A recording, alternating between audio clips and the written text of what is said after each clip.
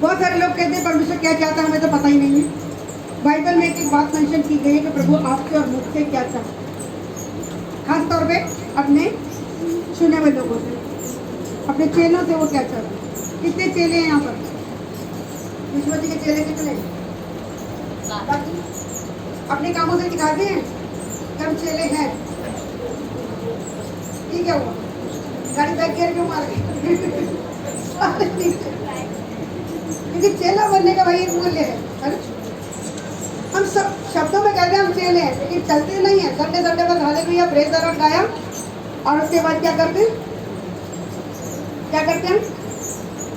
प्रभु को संडे को मिलेगा, चलो संडे को जाएंगे, बुधवार को देखेंगे प्रभु का काम को, अभी बाकी 6 दिन अपना काम देख लेंगे। काम भी तो करनी है, जिम्मेदारियां भी तो पूरी करनी है, सच्चाई है, पुस्तक नहीं।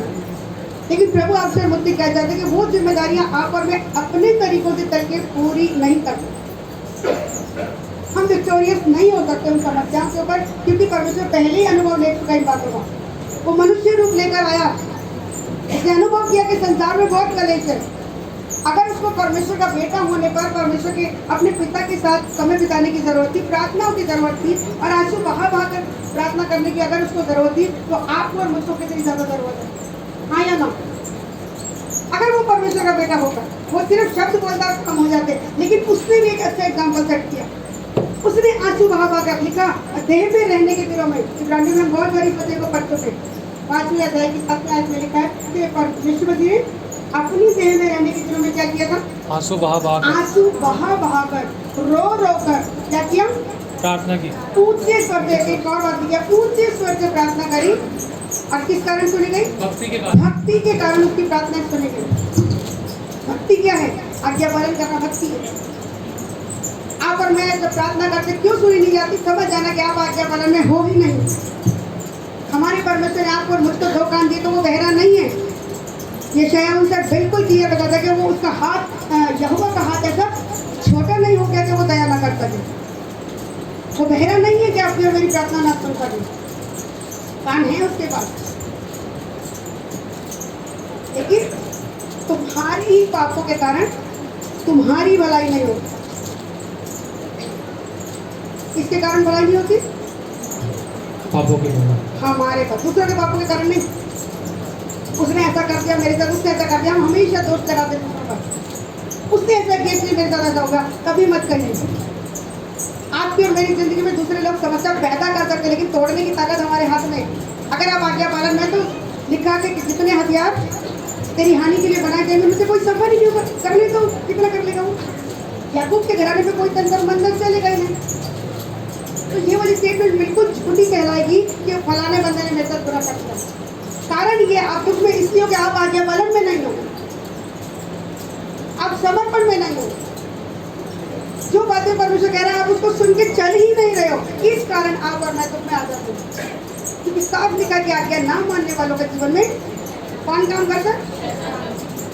सिंपल सी बात है। तो आज से किसी के ऊपर भी दोष मत लगाओ। जितने लोग दोष लगाते, बहुत आसान है दोष लगाना किसी पर। माना सामने वाले में 636 कामयाब, एक अच्छाई तो अपने अंदर डालो। जो वचन जान के नहीं चल रहा, परमेश्वर हर एक का हिसाब लेगा। हर एक के कामों का बदला देने के लिए उसके पास है। मत कह कि मैं बुराई का बदला बुराई से दूंगा। क्या कह रहा हूँ? यहोवा की बाट जोता है, यहोवा की बाट जोता है और मैं तुझको छुड़ाएगा, वो छुड़ाएगा। आप और मैं अपनी समस्या से नहीं, अपनी समझ के द्वारा लेके नहीं छूट सकते। अगर आप चाहते कि विक्टोरियस लाइफ को जिए, जयवंत जीवन जिए, तो ये वाली बात को बहुत अच्छे से समझना है और करना भी है। और जितनों ने ये किया, इतिहास गवाह कि उन्होंने ऐसे अद्भुत काम किए जो सोच कर समझते बिल्कुल करें। मैं कुछ उदाहरण आपको देती, जल्दी से पढ़ेंगे हम। 3:13 से पढ़ेंगे। और यहाँ लिखा है 12 प्रेरितों की नियुक्ति। 12 चेलों की नियुक्ति। परमेश्वर ने 12 चेले 12 ही क्यों किए? अगर अब इस क्यों नहीं कर लेंगे 12 चेलों से, क्या पूरे मोहल्ले में खबर पहुँच जाती? पूरे संसार भर में खबर पहुँच जाती? बात क्यों की? कभी सोचा किसी ने? 12 का क्या मतलब है? हर बात का अगर एक मतलब है तो 12 का भी कुछ तो मतलब होगा। मुझे भी नहीं पता, प्रभु बताएगा। यीशु मसीह के चेले 12 थे, साल के महीने 12 हैं, 12 टोकरे बचे, है ना? 12 गोत्र बने, है ना? 12 सिंहासन। 12 गोत्रों का सिंहासन न्याय करेंगे हम, है ना? न्याय के सिंहासन पर बैठेंगे और हम इजराइल के घराने का न्याय करेंगे। अगर यही न्याय नहीं कर पा रहे, यहीं पर अगर पक्षपात कर रहे हो, दोषी को निर्दोष और निर्दोष को दोषी ठहरा रहे हो, तो क्या आपको उम्मीद है कि आपको स्वर्ग लेके जाएगा परमेश्वर? यहाँ गंद डाल रहे, वहाँ भी गंद डालोगे तो भैया तो नीचे ऊपर जरूरत नहीं चाहिए, है ना? अगर आप और मैं पृथ्वी पर रह के किसी का न्याय नहीं कर सकते तो कभी उम्मीद भी मत लगाना, सोचना भी मत कि स्वर्ग चले जाओगे, क्योंकि स्वर्ग बहुत पवित्र जगह है। वहाँ का राजा परमेश्वर बहुत पवित्र है और उसके लिए क्या लिखा गया है? वो तो पवित्रता के कारण महाप्रतापी। महाप्रतापी है, प्रतापी नहीं, पावरफुल नहीं, महाप्रतापी। और किसके कारण एक खास बात बोली है? पवित्रता के कारण। पवित्रता अगर आपके और मेरे जीवन में है तो आप और मैं भी महाप्रतापी बन जाते हैं, बनिश्वर के पूरे संसार के लोगों से ज्यादा। शैतान पवित्रता से बहुत ज्यादा डरता है और हमारी पवित्रता को खराब करने के लिए। पवित्रता सिर्फ फिजिकल बातों में ही नहीं, सिर्फ फिजिकल रिलेशन की बात नहीं होती। अगर जब पवित्रता की बात होती है, एडल्ट्री की बात नहीं हो रही, व्यभिचार की बात खाली नहीं होती, वो तो है ही है, इंक्लूडेड है। लेकिन हमारे विचारों में भी पाप नहीं होना चाहिए, हमारी सोचों में पाप नहीं होना चाहिए, हमारे हृदय में पाप नहीं होना चाहिए। परमेश्वर हर ही मनुष्य के प्रसन्न होते। खरा कैसे? जैसा हम अंदर ऐसे ही बाहर में। तो यहाँ परमेश्वर अपने लोग अपने चेलों की नियुक्ति कर रहा है और उनको एक बात बोल रहा है। शुरुआत देखिए कैसे कर रहा है, नियुक्ति करते टाइम ही वो इन बातों को बोल रहा है। आप और मैं चेला बहुत बारी बोलते हैं लेकिन करते नहीं। इस बात से, इस वचन से जांचना। बहुत साल पहले वचन दिया था परमेश्वर ने, लेकिन आज उस बेटी की गवाही ने याद दिला दिया। पढ़ेंगे हम एक एक लाइन को ध्यान से पढ़ना। पेज नंबर 55, 3 का 13। फिर वह पहाड़ पर चढ़ गया। कौन पहाड़ पे चढ़ गया? यीशु मसीह के लिए बोला था। प्रभु यीशु फिर से पहाड़ पे चढ़ गए। जब वो प्रार्थना करनी होती थी वो पहाड़ पे चढ़ गया। और जिन्हें वह चाहता था, चढ़ जाता था ऊपर अकेले में। हाँ, और जिन्हें वह चाहता था, जिन्हें वो चाहता था। जितने लोग उसको चाहते थे ऐसा नहीं लिखा। दुनिया उसको चाह रही थी, क्यों? क्योंकि वो माइटी मिरेकल्स कर रहा था, भूखों को रोटी खिला रहा था, अंधों को आंखें दे रहा था, कोढ़ियों को शुद्ध कर रहा था, बीमारों को चंगा कर रहा था, मुर्दों को जिला रहा था। इसलिए लोग उसको बहुत प्यार करते थे। लेकिन लोग जो उसको प्यार करते हैं उनको नहीं लेके गया। एक खास लाइन लिखी है, जिन्हें वो चाहता था। वो किनको चाहता है? कोई बताए मुझे, परमेश्वर किनको चाहता है? बच्चे को पढ़ने सोना सिखाने वाले लोग जो किनको चाहता है? जो आत्मा और सच्चाई से उसकी आराधना कर सके। ऐसे आराधक चाहिए, है ना? सिंपल लैंग्वेज में अगर बोले तो क्या बोलेंगे? आज्ञा पालन, है ना? जो प्रभु कहे उसकी नजर में ओबीडियंट हो। हाँ, आज्ञाकारी बच्चे हर पे चाहता है। हर माँ बाप, हम भी तो चाहते हैं हमारे बच्चे आज्ञाकारी। हाँ या ना? शाम दान धन पीछे पड़े रहते हैं जब तक कंट्रोल में बड़े होते हैं। अरे हाथ ही निकल रहे हैं इधर जगह नहीं, मेरे बच्चे बहुत अच्छे हैं, और देखो उधर सबके बच्चे बहुत अच्छे हैं। हर माता पिता चाहता है कि मेरा बच्चा मेरे कंट्रोल में रहे। और क्यों कंट्रोल में रहे? कि ओवर रूल करना उसमें नहीं, अपना ज्ञान पकाने के मैं माता पिता हूँ, मेरे को अथॉरिटी है तो मुझे तेरे को दबा के रखना है, ऐसा नहीं। बल्कि इसलिए कि जिस जिंदगी में आप और मैं जी रहे हैं उसका अनुभव उनसे ज़्यादा हमें। और हम नहीं चाहते, एज अ माता पिता होने के कारण हम नहीं चाहते हमारे बच्चे किसी को उठाए। इसलिए तो कितने लोग माँ बाप हैं यहाँ पर, कितनों के पास बच्चे हैं, अब खड़े करिएगा। तो हम तो अपने बच्चों को क्यों मारते पीटते? पागल है क्या? ये दौरा पड़ जाता, पकड़ो मारो। हमारी माँ ने बहुत मारा था, हम भी अपना पुस्तक चलता रहे हैं। इसलिए मारते क्या?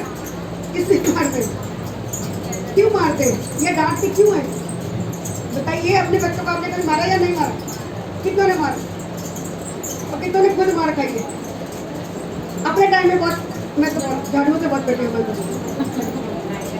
पिल्ले वाले झाड़ू से बहुत पिटी हुई। पूछो क्यों? स्कूल से आते हैं दोनों बच्चे गोदी में उठा के लाती थी, बहुत शौक था बच्चे खिलाने बैग रखते बच्चे को गोदी तरह बैग डाल के फिर दूसरे को उठा लेते। और मम्मी बहुत मारती थी। रोटी खाने से पहले झाड़ू से धुलाई हो जाती थी कभी कभी, अच्छे वाली लेकिन इतने बच्चों से बहुत ज़्यादा प्यार था। और मुझे लगता था कि मेरे बच्चे जब होंगे कभी मारूंगी नहीं, लेकिन मेरे बच्चों को मैंने बहुत पीटा। इसलिए नहीं कि मैं बहुत पीटी, इसलिए नहीं, इसलिए नहीं, बल्कि इसलिए कि मेरे बच्चे वो दुख ना देखे जो मैंने देखे, जो गलतियां उन्होंने जो हमने करी, उसके चलते हमें दुख उठाना पड़ा। हमारे बच्चे वो दुख ना उठाए, इसलिए वो डांटते पीटते हैं उनको कि हमारे बच्चे डिसिप्लिन में रहे और वो नुकसान ना उठाए जो आप और मैं उठा चुके हैं। हर पेरेंट अपने बच्चे को अपने त्याग के बढ़ाना मांगता, हाँ या ना? चाहते कि नहीं चाहते? मैंने अगर 100 रुपये का कपड़ा पहनूं, मेरा बच्चा 200 का पहने। मैंने अगर आधी रोटी खाई तो मेरा बच्चा पूरी रोटी खाए। बाहर का पिज़्ज़ा नहीं खा के आए, है ना? रोज रोज खाएगा तो पिटेगा। प्लीज ज़्यादा मत देखो कि आज आपने बोला था कि पिज़्ज़ा खिला देना, हाँ पिज़्ज़ा खिलाने की बात करें तो दे दो। हाँ, कहने का मतलब हम सब अपने लिए, अपने बच्चों के लिए बेस्ट करना चाहते हैं। हमने अगर उतरे हुए कपड़े पहने, हमारे बच्चे का भी उतरना पड़े, नया पहने, भले 100 का पहने। मैं अगर डांट पड़ी तो हमारे बच्चों को डांटना पड़ता है, प्यार करती हूँ। ऐसे ही परमेश्वर वो आपसे मुझसे बहुत ज़्यादा प्यार करता है और वो नहीं चाहता कि आप और मैं नुकसान में आए। जिन दुखों में से आप और मैं गुजर के आए हैं, या बहुत सारे लोग गुजर रहे हैं, प्रभु उन दुखों में अपने बच्चों को देखकर खुश नहीं है। पूछो क्यों? पूछो पूछो ना, दाम लग रहा है क्या पूछने का? नहीं बताओ जरा। इतना डर डर के जहाँ नहीं बोलना, सारा दिन का खबर बता। जब बोलने का बोलते तो बोलती बंद हो जाती है। इंटरेक्शन होता है तो मजा आता रहता है, हाँ या ना? बोरियत नहीं होती। नहीं तो लोग सोचेंगे अरे चल में जाकर तो बहुत बोरियत होती है, बहुत मजा आता है। घंटों कैसे बीत जाते पता नहीं लगे। आज देखना आप अपने आप घंटों लगने वाले हो। प्रभु बोल के आज प्रभु नहीं चाहता कि आप और मैं क्या करें, दुख में। वो नहीं चाहता आप और मैं बीमारी में रहे, वो नहीं चाहता हम कर्ज में रहे, वो नहीं चाहता कि आपका मेरे रिश्ते टूटे, वो नहीं चाहता किसी भी रूप में आप और मैं आंसू बहाएं, नहीं चाहता। लेकिन फिर भी ना चाहते हुए, ना तो वो चाहता ना हम चाहते, फिर ये समस्या क्यों आ जाती है? कभी सोचा इस बात को? क्योंकि आप और मैं आज्ञा नहीं मानते। परमेश्वर बार बार जोर डालता है मेरे बच्चों आज्ञा मानो, मेरी बात को मानो। देखो कितनी अच्छी ब्लेसेड लाइफ मैंने दी है तुमको। लेकिन जब नहीं मानते तो फिर दुख उठाना पड़ता। फिर डंडा झाड़ू चप्पल जो हाथ में आया बहुत कुछ डॉक्टर के बच्चों को ना, पहले प्यार से, नहीं समझे तो डांट से, और नहीं समझे तो फिर कितनों ने क्या क्या खाया हुआ? झाड़ू चप्पल डंडा। और देखो सबसे ऊंचा हाथ क्या खाया? बच गया बेटा, अभी पहले आ गया तो सब। और बाकी ने क्या क्या खाया? किट्टू हाथ उठा रहे, डंडा खाया, थप्पड़ खाया, क्या खाया? है ना? खाया तो है बेटा, सबके बगल में सबने खाया। लेकिन क्या हम वो डरते का पिटाई कागज से गए? सच्ची सच्ची बोलना, जब पिटाई होती थी और पिटाई के बाद पिटते हुए खाते हुए, और हम क्या बोलते थे? सभी बच्चे बोलते हैं आज की बात नहीं करूँगा, मम्मी आज बात करो, मम्मी आज की बात नहीं करूँगा, बचा लो मम्मी बचा लो, आज सच्ची आपकी कसम, बाप की कसम, माँ की कसम, फिर तो सच्ची आज छोड़ दो, आज की बात नहीं करूँगा। लेकिन फिर वही है ना, बच्चे हैं और माँ बाप भी जानती है बदतमीज करेंगे फिर तो। अभी सॉरी बोले लेकिन थोड़ी देर बाद फिर कोई हालत करेंगे, है ना? लेकिन बेसिक परमिशन नहीं था। आप और मैं भी ऐसी, आपकी जीवन भी ऐसी है। हम बार बार उसके पास आके माफी मांगते और फिर कोई गलती करते, क्योंकि शरीर ने अभी उद्धार नहीं पाया, क्योंकि अभी भी शरीर के अंदर पाप का अंश है। इसलिए ना चाहते हुए बहुत बार चाहते नहीं है ना, तो आप चाहते कि हम गंदी जिंदगी जी, ना परमेश्वर चाहता गंदी जिंदगी। लेकिन आज्ञा नहीं मानने से वो गंदा जीवन अपने आप आ जाता है, शैतान ले आता है। क्योंकि शैतान का काम क्या है? यूहन्ना 10:10 को बहुत अच्छे तरह से लीजिए। चोर केवल चोरी करने लिखे हुए, चोर केवल चोरी करने, हाथ करने और नाश करने आया। लेकिन यीशु मसीह किस लिए? वो कहता है कि मैं इसलिए आया कि तुम ये जीवन पाओ, तुम जीवन पाओ और बहुत अच्छे पाओ, और बहुत अच्छा अबंडेंस की लाइफ के हर एरिया में प्रॉस्पर हो, ये चाहता परमेश्वर, उसकी चाहत है ये। लेकिन ये अबंडेंस मिलेगी कैसे, वो बातें आपको बताना चाहती हूँ। और यही बात यीशु मसीह के चेलों को सिखा रहे थे। तो जब लिखा कि जिन्हें वो चाहता था, आपको और मुझको वो चाहता है, तभी तो पास बुलाया है। उसके पास उसकी चाहत के बिना कोई आ नहीं सकता। आज आपको लग रहा है कि शायद एक्सीडेंटली हम आ गए, शायद आपके दोस्त ने, आपकी फ्रेंड ने या किसी ने बोल दिया कि आज तक चल लेना, शायद उसके कहने पे आ गए, लेकिन योजना किसकी थी? परमेश्वर ने बुलाया आपको। जिन्हें वो चाहता है उन्हें अपने पास बुलाता है। आप और मैं यहाँ कैसे आ गए? क्योंकि प्रभु आपको मुझको चाहता है। इस बात के लिए धन्यवाद दें। कोई दुनिया में कोई व्यक्ति चाहे ना चाहे, लेकिन प्रभु आपको मुझको चाहता है, इसलिए बुलाया। ठीक है, आगे क्या करे वो? और वे उसके पास आए हाँ, इससे पहले कुछ और लिखा है। और जिन्हें मैं चाहता था उन्हें अपने पास बुलाया, उन्हें उसने अपने पास बुलाया। जिनको वो चाहता था। तो आप और मैं बिना मकसद यहाँ पर नहीं है। प्रभु की चाहत है कि आप और मैं उसके करीब रहे। क्यों करीब रहे वो बताऊंगा आपको जी। और वे उसके पास आए और वो उसके पास भी आए। शायद आपकी कुछ और प्लानिंग थी आज के लिए, शायद कोई मीटिंग रही होगी, क्योंकि पूरा सप्ताह काम करे और एक छुट्टी में जब वो भी आज चर्च में आने को बोल दिया। बताओ, अपना दिमाग चला के बहुत चला लिया, रिजल्ट नहीं मिले, लेकिन अभी मजबूरी में करता क्या, मरता क्या ना करता, बहुत कुछ करके देगा। चल यार एक बार ये भी कर डालो, इतने उपाय करके डाले, रिजल्ट नहीं आया। इस वाले रिजल्ट को तो सुना है लोगों से हमने, है ना? अपने घर के लोगों को देखा आशीष पाते हो, अपने आस पड़ोस के लोगों को देखा आशीष पाते हो, मिलने जुलने वालों को देखा आशीष पाते हो। इसलिए ट्राई मारने के चक्कर में है, कोई दिक्कत नहीं। आपने ट्राई मारा, वो भी योजना किसकी है? परमेश्वर की। पहले क्यों नहीं ट्राई कर लिया?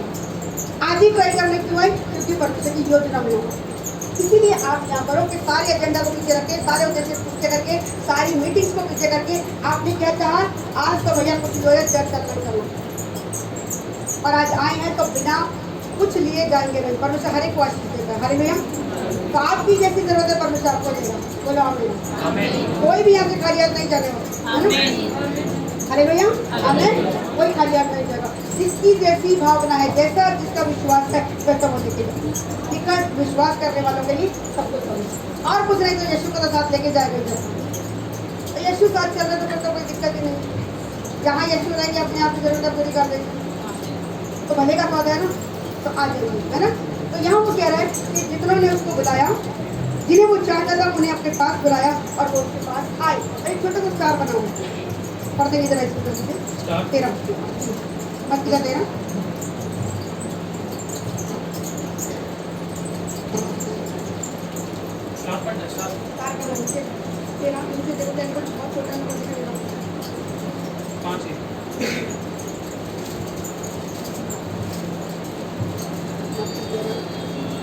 कौन सा है मुझे किससे निकाल दो, जिसको मिल गया वो पढ़ देंगे। फिर मत्ती 5 का 1 आएगा। धन्य है वे जो मन के दीन है, क्योंकि स्वर्ग का राज्य उन्हीं का है। यहाँ कह रहे कि जिन्हें वो चाहता था उन्हें पास बुला लिया, और वो उसके पास आ भी गए। लेकिन जब उसका 4 हम पढ़ रहे हैं, उसकी डिटेल को हम देख रहे हैं, तो क्या लिखा हुआ है? धन्य वो है जो मन के दीन है वो, क्योंकि स्वर्ग का राज्य उन्हीं का है। परमेश्वर आपको और मुझको इस रूप में देख रहे हैं कि आप और मैं दीन बने, क्योंकि दीन तो क्या करेंगे? स्वर्ग का राज्य उनका होगा। और स्वर्ग में क्या है? कोई बीमारी नहीं है, कोई दुख नहीं है, कोई कलेश नहीं है। तो कहने का मतलब, जब आप और मैं यीशु के पास आते हैं और दीन और नम्र होकर, जैसे कि दूसरे इतिहास 7:14 में लिखा गया है कि जब मेरी प्रजा के लोग दीन और नम्र होकर आएंगे, हम लोग क्या आएंगे कि परमेश्वर मेरे से तो कुछ बन नहीं पड़ रहा, आज मैं आपके पास आ गया, अब जो करना यीशु मसीह आपने करना, मुझे अच्छा रखो, बुरा मुझे सुख दो, भले दुख दो, अब तो मैं आपका हो गया। बच्चा मैं तो आपकी हो गई, आज के बाद कहीं और नहीं जाऊंगी, जैसा बेटी ने स्टेटमेंट दी, तब तो मैं कभी नहीं जोड़ूंगी, क्योंकि अनुभव कर लिया। दीन होने का मतलब अपने जीवन से दूसरों को ऊंचा उठाना। बहुत सारे लोगों से जब मतलब पूछो दीन का मतलब क्या, अपने आप को जीरो करना। जीरो कैसे करेंगे आप? जब दूसरे को अपने जीवन से ऊंचा उठा दोगे, आप अपने आप छोटे हो जाते हो। हाँ या ना? आज से क्या करना है? हमने दूसरों की तारीफ करनी है। जिस नाम से आप नापेंगे उस नाम से परमेश्वर आपके लिए नापेगा। मत्ती का 7:12, ये गोल्डन रूल है बाइबल का। जिस नाम से आप नापना चाहते हैं, आप अगर चाहते हैं कि लोग आपकी तारीफ करें, लोग आपकी इज्जत दें, आपको इज्जत करें, मान सम्मान दें, तो आपको क्या करना है? दूसरों को मान सम्मान देना। अब क्यों देना? क्योंकि वचन ऐसा कह रहा है जो दीन होकर आएंगे, क्योंकि स्वर्ग का राज्य उनका। आप चाहते कि आपके जीवन के टुकड़े दूर हो जाए, तो ये वाला स्टेप लेना पड़ेगा, क्योंकि पहली स्टेटमेंट यही है। जब यीशु मसीह ने चेलों को नियुक्त किया, सबसे पहले वो चाह रहे कि आप और मैं दीन और नम्र हो जाए। जितनों को उसने पास बुलाया, आज आप और मैं यीशु के तरीके बुलाए गए लोग हैं। आप और मुझको क्या करना है? अपने जीवन को, अपने आप को छोटा करके दूसरे को ऊंचा उठाना। और छोटा कैसे करेंगे? दूसरों को ऊंचा उठाएंगे तो हम अपने आप छोटे होंगे। दूसरों की तारीफ करना शुरू करें जो कि हम नहीं करते। अपनी प्रशंसा गाने में लगे रहते हैं, अपने ज्ञान बखारने में लगे रहते हैं। बाइबल में क्या लिखा है? प्रीति में, और लोग तेरी प्रशंसा करें तो करें, परंतु तू तू आप न करना। अपनी प्रशंसा आप ना करना। जिस संसार में आप और मैं लोग अपने आप को ऊंचा उठाते हैं, आप और मैं भी इसी संसार में जब तक यीशु को नहीं जाना था यही कर रहे थे। और बहुत बार तो यीशु को जानने के बाद भी हमें से बहुत से लोग ऐसे ही करते हैं, अनजाने भी हो जाता है।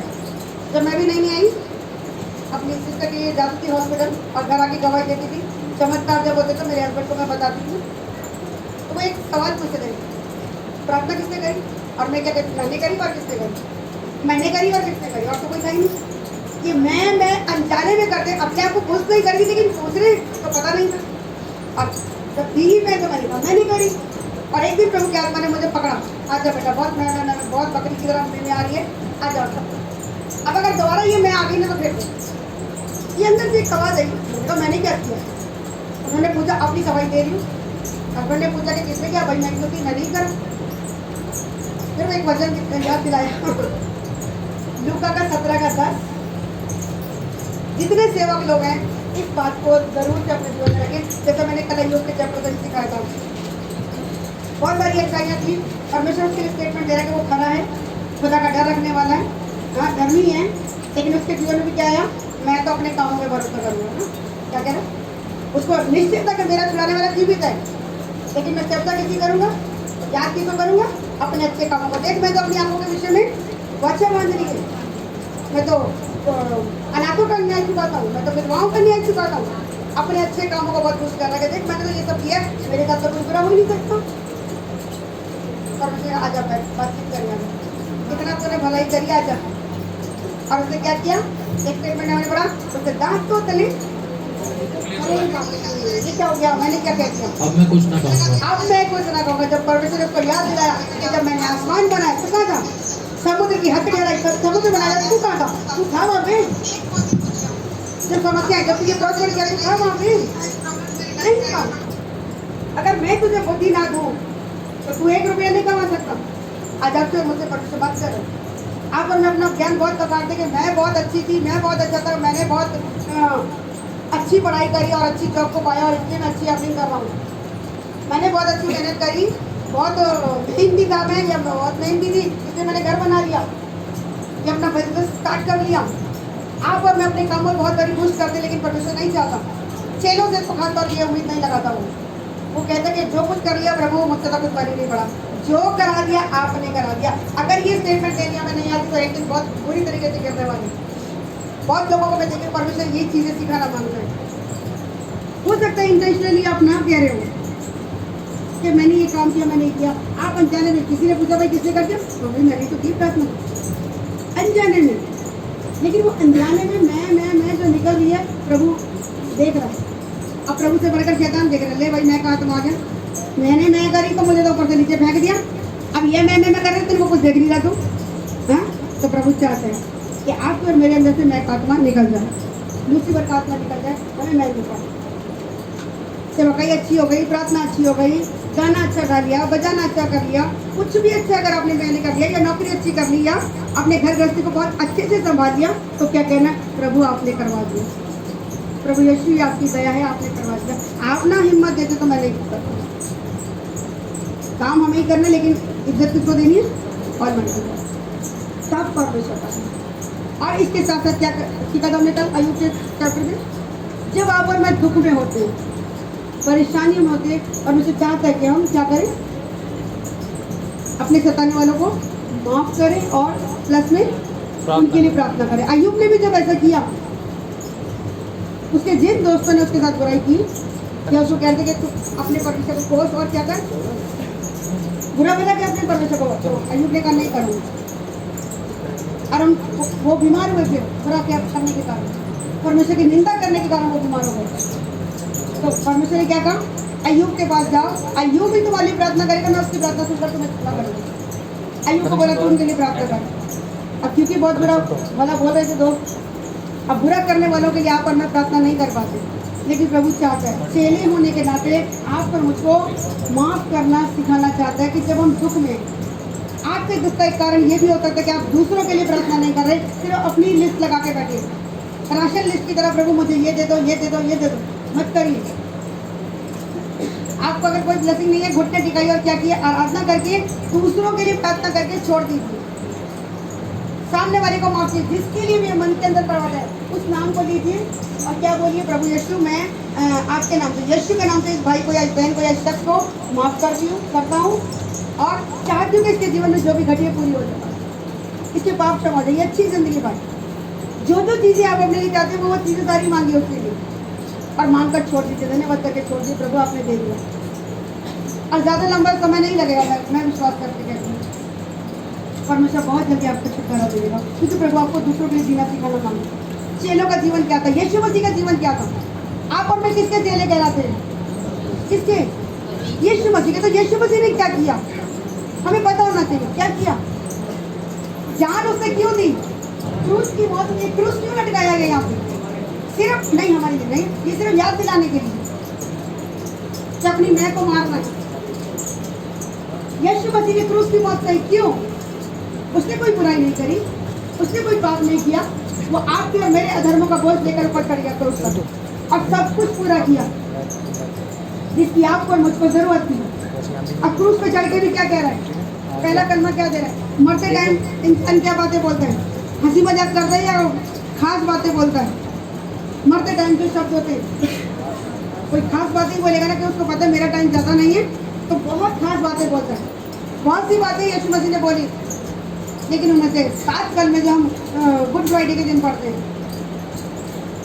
सबसे पहला कलमा क्या था, पहला शब्द उसने क्या बोला, क्या बोला, जोर से बोलिए, हे पिता नहीं क्षमा करिए, नहीं इन्हें क्षमा कर, जो मुझे क्रूस पे चढ़ा रहे हैं, जो मुझे मरने के लिए वहां चढ़ा दिया, उनको माफ कर। आपको और मुझको बहुत बारी हमें लगता है कि किसी ने क्रूस पे चढ़ा दिया, हमें मारने के लिए पीछे पड़ा हुआ है और हम गलत शब्द निकाल के बात करते हैं या तो बात ही नहीं करते। अगर हम यीशु मसीह के चेले और जो यीशु ने किया अगर हम नहीं कर रहे तो फायदा क्या है, फिर हम उसके चेले कहलाते भी नहीं है और चेले नहीं कहलाते, अधिकार सिर्फ चेलों के पास है, औरों के पास वो अधिकार है ही नहीं। आप केवल शब्द बोलते रहेंगे और रिजल्ट नहीं देखेंगे, फिर आप कहेंगे मैंने तो प्रार्थना करी और रिजल्ट नहीं आया, कैसे आएगा रिजल्ट, आप आज्ञाकारी नहीं है, आप चेले ही नहीं है। अधिकार किसको दिए, आम विश्वासी को जो पूरा भीड़ की भीड़ पीछे जाती थी उनको उसने अधिकार दिया नहीं, उसने क्या लिखा, जितनों को वो चाहता था उनको बुला लिया, चुने हुओं को बुला लिया, आए तो बहुत सारे, चेले कितने रहे, भीड़ की भीड़ उसके पीछे जाती थी, गांव के गांव उसके पीछे चले, क्यों, क्योंकि मिरेकल्स कर रहा हुआ, लेकिन चेले केवल 12, क्योंकि बहुत सारे लोग आज्ञा पालन नहीं कर सकते, क्योंकि सकरा है वो मार्ग जो अनंत जीवन को ले जाते, सकरा है, और चौड़ा है वो मार्ग जो विनाश को लेके जाता। बहुत से जो चौड़े मार्ग से जाएंगे, सबको अपनी मौज मस्ती चाहिए, 24 घंटे बैठ के यीशु यीशु नहीं कर सकते हर व्यक्ति, लेकिन जो कर रहे हैं उनको पता है कि यीशु यीशु करने में कितना आनंद आता है, तारीफ करने से, खुदा की महिमा करने से क्या मिलता है, आनंद मिलता है, आनंद नहीं मिलता पावर मिलती है, इसीलिए बड़े बड़े काम कर पाते हैं वो लोग। आम पब्लिक क्यों नहीं ये काम कर पा रही, क्योंकि परमेश्वर के निकट ही नहीं आ रही, निकट नहीं आ रहा, क्योंकि उसका आनंद कहाँ मिलता है, उसके निकट आनंद की भरपूरी है, और परमेश्वर का आनंद हमारी सामर्थ्य, हमारा पावर है। अब लोगों के पास पावर ही नहीं आएगी तो काम क्या करेंगे, बम तो है, घुस बम कर तो आ रहे हैं, पावर ही नहीं है। कितने लोगों ने बम जलाए हैं, ऑलमोस्ट सभी ने जलाए ना, बाकी ने नहीं जलाए, बेचारे की बच्चा ईमानदारी दिखा रही, नहीं जलाए भाई, थोड़े जलाए, ज़्यादा छोटे जलाए, बड़े जलाए, एक अलग बात है। किसी ने बिजली बम फोड़ा था, किसी ने गोला बम फोड़ा, किसी ने एटम बम फोड़ डाला हाँ? सारे के सारे बम है, लेकिन एक बिजली बम, क्यों उसको बिजली बम बोलते हैं, पतला सा कमजोर था, देखा बिजली बम की हालत देखी है वो भी बम, पर उससे कोई चट्टान उड़ेगी, क्या होगा, वो बिजली बम से क्या कुछ हो सकता है। कितना बिजली बम जलाया, मैं आपको उदाहरण के साथ बताऊंगा, प्रभु नए प्रकाश चल रहे हैं, सबने जलाए ना, भट्टी भी नहीं जलाई क्या, भाई जिसने चलाई जरा बता दो कैसे होते। कितना कितना साइज उसका, बिजली बम का साइज कैसा? लाल इतना सा बम है ना, बम नहीं सॉरी बम, कहने को बम है। वो छोटा बच्चा भी ये एक्सप्लोर निकाल के ऐसे करके उड़ा देगा। बम है लेकिन बहुत ज्यादा पावर नहीं है, मतलब बहुत ज्यादा नुकसान नहीं पहुंचा रहा होगा। लेकिन गोला बम कितना ने चलाया, उसको हाथ में लेके फोड़ सकते हैं? नहीं, वहाँ जाने में तो मेरे ही औलाद ने फोड़ दिया था, हाथ की धज्जियाँ उड़ गई थी बचपन में, छोटा था जब 1.5-2 साल का था। भाई और गोला बम हम लोग पूजा पाठ करने बैठे, हमें बुला रही, मैंने कहा बाबू आज जय जय करेंगे, जय जय तो बात जय अलग जय जय हो रही है। मेरे हस्बैंड ने बम ला के रखे फ्रिज के ऊपर, ये टेबल के ऊपर चढ़ा और फटाक से गोला ही बम उठाया। अब उसको क्या पता है गोला बम का क्या। और हमारे पड़ोसी लोग पूजा करते थे तो दिए जला रखे थे, उल्टी में नया गोला बम लेके हाथ में लेके उसके ऊपर बैठ गया और कहीं मैं देख तो रही हूँ कुछ कर तो नहीं कर, थोड़ी देर में धमाका मचा। अब चारों तरफ इतने पटाखे चले, शोर में पता ही नहीं चला। अरे बड़े आराम से बाबू आ जाओ जय जय करेंगे, अब जइए मैं नजर मार देगी। अब चिल्ला रहे पड़ा हुआ बात की बच्ची हो बड़ी छोटा 1.5-2 साल की बच्चे का मास्क कैसा होगा।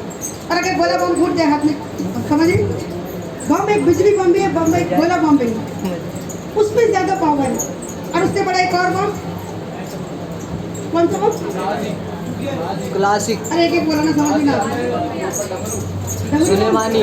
डमरू बम, सुलेमानी बम। ध्यान देंगे डमरू बम में क्या होता है, मैंने क्योंकि चलाई नहीं से पता नहीं क्या होता है उसके अंदर। तेज धमाका, मतलब ज्यादा नुकसान है ना, बुम करके भटका और धमाका हो जाता है। तीनों ही बम है लेकिन तीनों में डिफरेंस देख रहे हो। ऐसे ही एक विश्वासी का जीवन है, कोई बिजली बम है कमजोर, सामर्थ नहीं है, शरीर में कमजोर की बात नहीं करी, लेकिन ठीक है कमजोर बहुत तगड़े तगड़े काम कर रहे हैं आजकल, हालेलुया, है ना। पर शरीर की पावर की बात होती है। आप बिजली बम है, आप गोला बम है, आप एटम बम है, या आप डमरू बम है, कौन सा बम बनना चाहते हैं बताइए। बिजली बम बन के जाना हो तो अपने खुद का ही काम नहीं होगा, बस इस बात से खुश है। अरे भाई बिजली हमने तो बम चलाया, एक मिल जाएगा फोड़ा, मैं तो चर्च चली गई, ये बिजली बम है, मैं तो चर्च गई थी, अरे फटाका फोड़ के आ गई मैं तो। आज क्या बात नहीं करनी, बहुत ज्यादा पावर नहीं आएगी, बस आते हैं आपको आशीष मिलेगी। वो बिजली बम वाले लोग होते हैं, गोला बम वाले कैसे संडे आते हैं, जब टाइम मिल गया तब आ गए। हाँ जब टाइम मिल गया तब आ गए, टाइम मिलेगा तो आएंगे, टाइम नहीं मिलेगा तो नहीं आएंगे। संडे आएंगे, हाँ संडे आने की तो आशीष है, तो थोड़ा सा ज़्यादा बारूद फट जाता है। आज्ञा पालन की आशीष में तो संडे आना परमेश्वर की आज्ञा है ना। 6 दिन तुम जो मर्जी काम करो, 7वें दिन क्या करो, 7वें दिन क्या करो, मेरे भवन में आ जाओ। क्यों आ जाओ, मुझसे आशीष पाओ और पूरा टाइम कम करो। और जोरदार बम कौन सा बताए, डमरू बम। हाँ वो कैसे बजाते धमाका, जो रेगुलर आने वाले लोग हैं और वचन के अनुसार चलने वाले लोग, सिर्फ आना ही काफी नहीं है। कितने लोग पहले संडे आते थे और अभी रेगुलर आ रहे हैं, थोड़ा लोग हाथ खड़ा करेंगे ताकि नए लोगों को मैं बताऊं कि रेगुलर आने की क्या आशीष है। और रेगुलर जो नहीं आते, जो महीने में एक दिन आते हैं, या क्रिसमस पे या गुड फ्राइडे पे या कौन सा ईस्टर डे पे आते हैं, वो बिजली बम है, कभी कभार आने वाले, पावर नहीं आएगी भाई। जब आओगे तो फिर क्या, बम बन रहे हैं ना, हम तो चर्च वाले लोग हैं, हम तो जयमती वाले लोग हैं, इसी में खुश हो जाओगे बस। पटाखा है, बारूद आया, लेकिन थोड़ा सा शैतान को हिलाने के लिए काफी नहीं रहेगा, समझ आ रही। नहीं प्रकाश चल रहा है, मुझे मेरा कोई ऐसा तैयारी नहीं है, कुछ फुस्से भी निकल जाते हैं, कुछ हाँ ये बात बताना माना, क्योंकि मैं कई बार चलाती हूँ, बड़े बम नहीं चलाती थी, डर लगता था मुझे। बिजली बम को भी डंडी के आगे लगा के चलाती क्योंकि एक बार वो सिलाई होती, कौन सी पेंसिल होती है, पेंसिल चला रही थी और मेरी बहन का बर्थडे था, हिमांशु का बर्थडे, और मम्मी कहती केक काटने जाती थी अंदर, 5 नवंबर की दिवाली की होगी।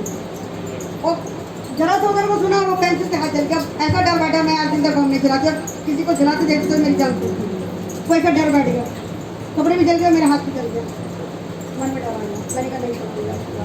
लेकिन तब हमसे क्या जाता, वो वाला डर निकालने के लिए हमने क्या बना दिया, हमें खुद ही डायनामाइट बना के रख दिया। डमरू बम से भी अच्छा क्या है? डायनामाइट। जहाँ गिरोगे चट्टान को फोड़ोगे। परमाणु बम मेरा बेटा परमाणु बम। आमीन बोलती हूँ मैं शैतान के लिए परमाणु बम हूँ। कितने परमाणु बम है शैतान के लिए? जहाँ गिरेंगे धज्जियाँ उड़ाएंगे शैतान की। बोला आमीन। बोलो मैं एटम बम हूँ। मैं एटम बम हूँ शैतान के लिए। शैतान के लिए। शैतान के लिए, लोगों के लिए नहीं भाई। गलत मैसेज मत कर बेटा।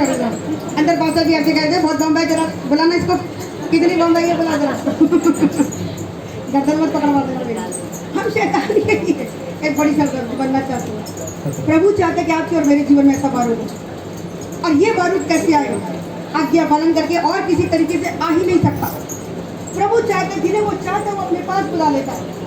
वो नहीं चाहता आप और बिजली बम बन के फुस बम होके बैठ जाए। नहीं, बहुत सारे आज मसीह केवल फुस बम बन के, बिजली बम बन के बैठे हुए, जिनके अंदर पावर ही नहीं है। वो केवल क्रिसमस में बस केक कट गया, स्टार लग गया, 4 गीत गा लिए, चलो थाली वालों थोड़े से भेज के गुजिया भेज के बता दिया मैं क्रिश्चियन हूँ। ऐसे मसीह लोगों को नहीं ढूंढ रहा खुदा।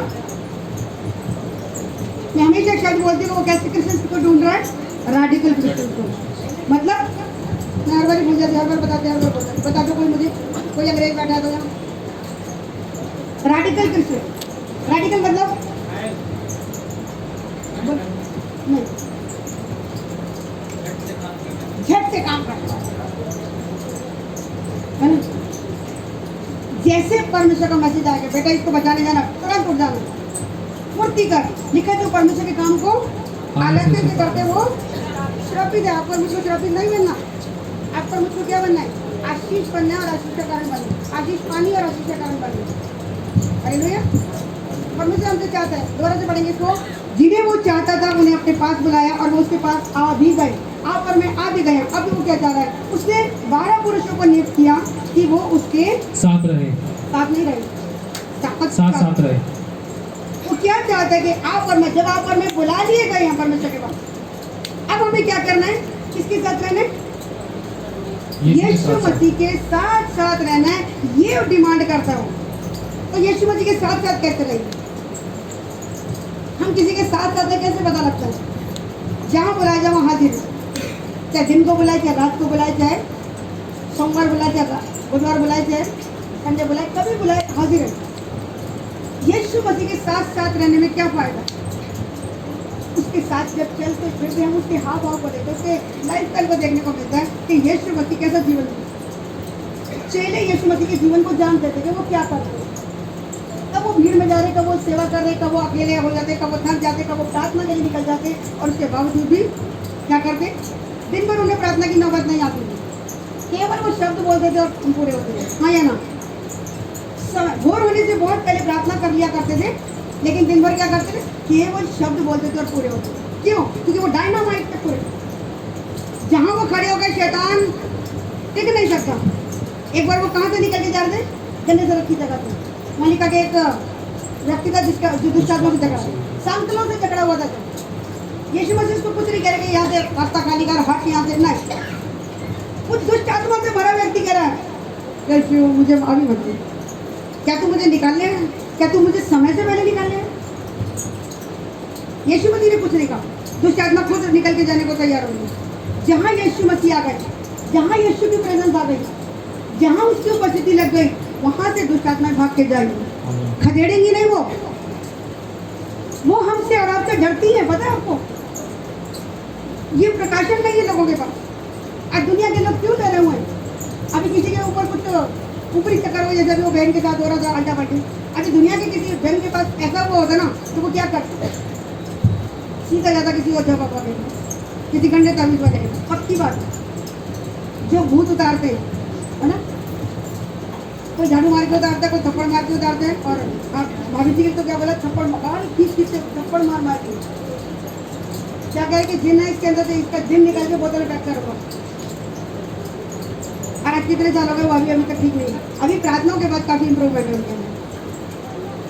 सालों से होश में ही नहीं है। दुनिया जान के इलाज उन्होंने करा लिए, लेकिन छुटकारा नहीं मिला। छुटकारा कहाँ है? यीशु की हुजूरी में। जब तक आप हुजूरी में नहीं रहोगे, दुष्ट आत्माएं नहीं निकल के जाएंगी।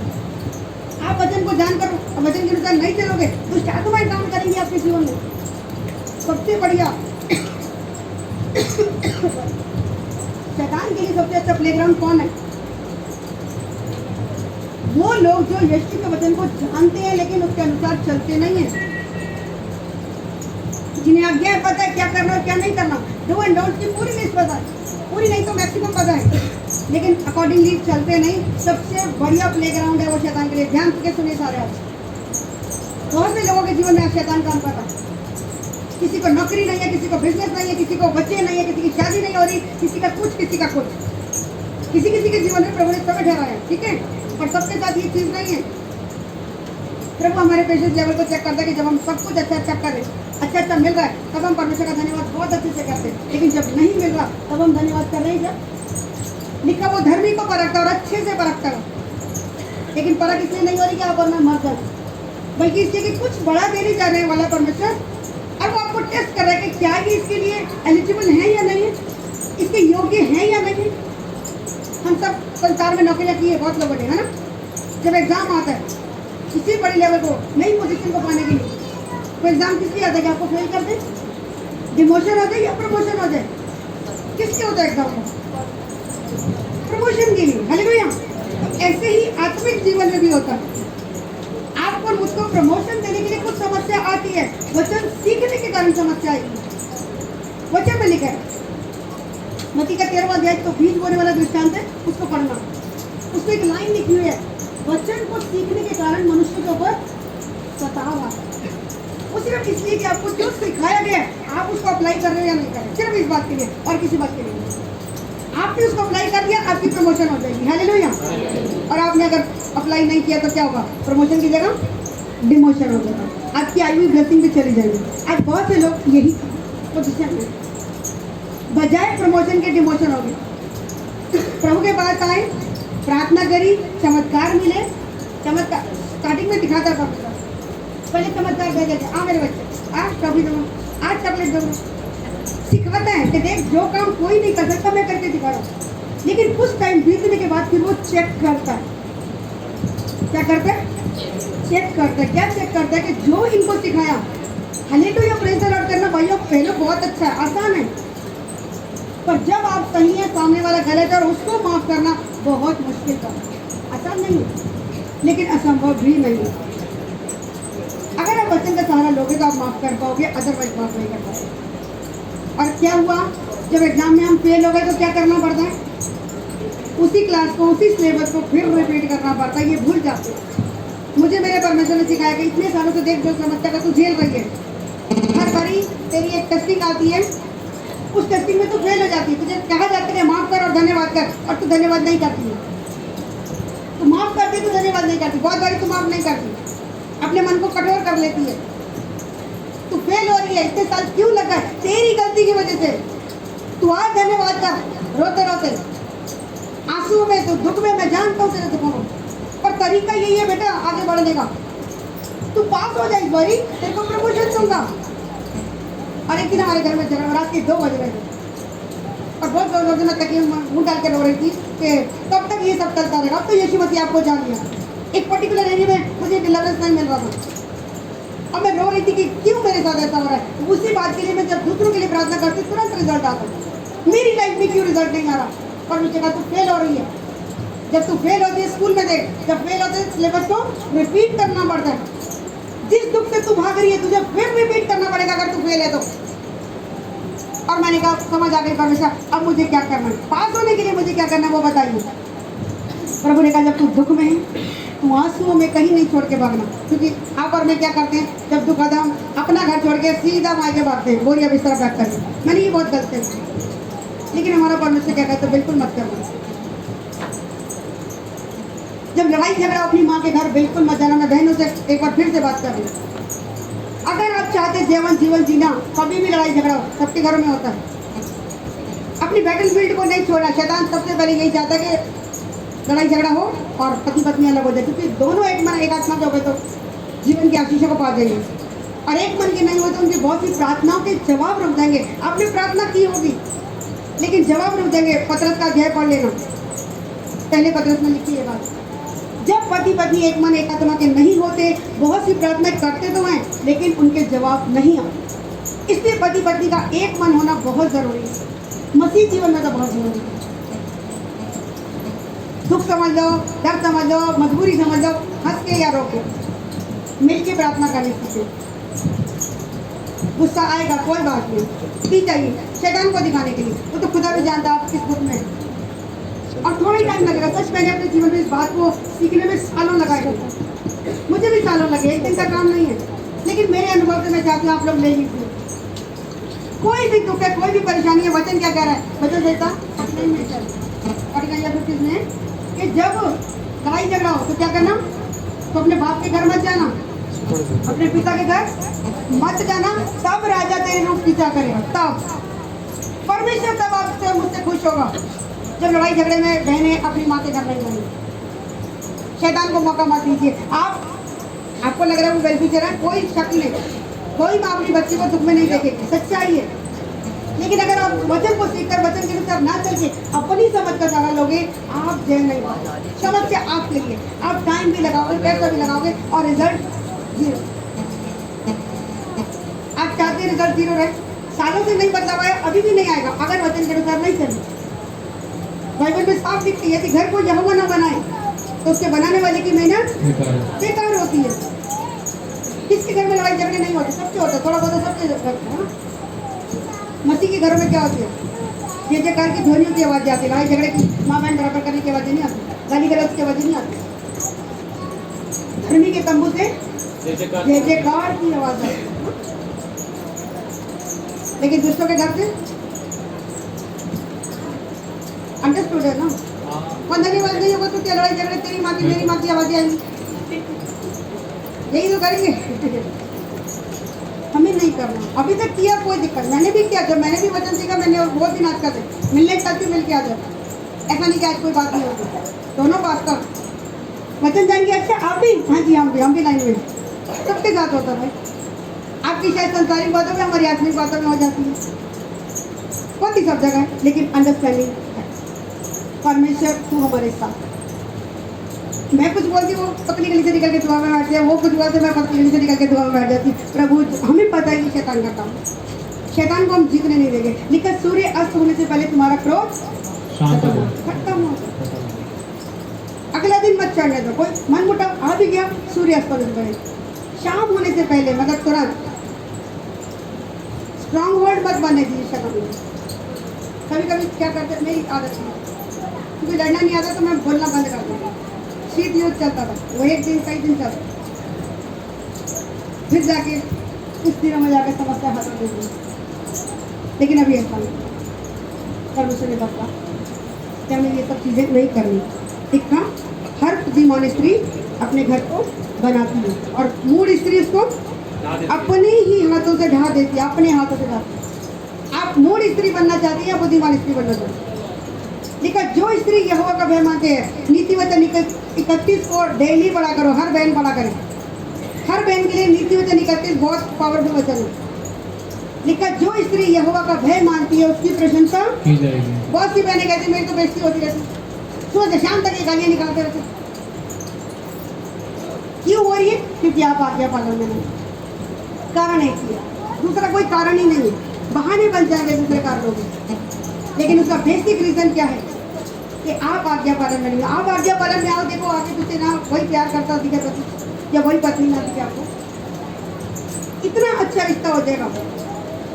घर को यहोवा के हाथ में दीजिए, वचन कह रहा है यदि घर को यहोवा ना बनाए तो बनाने वाले की मेहनत बेकार है। मैंने बहुत अच्छा एग्जाम्पल देके भी आपको सिखा रखा है।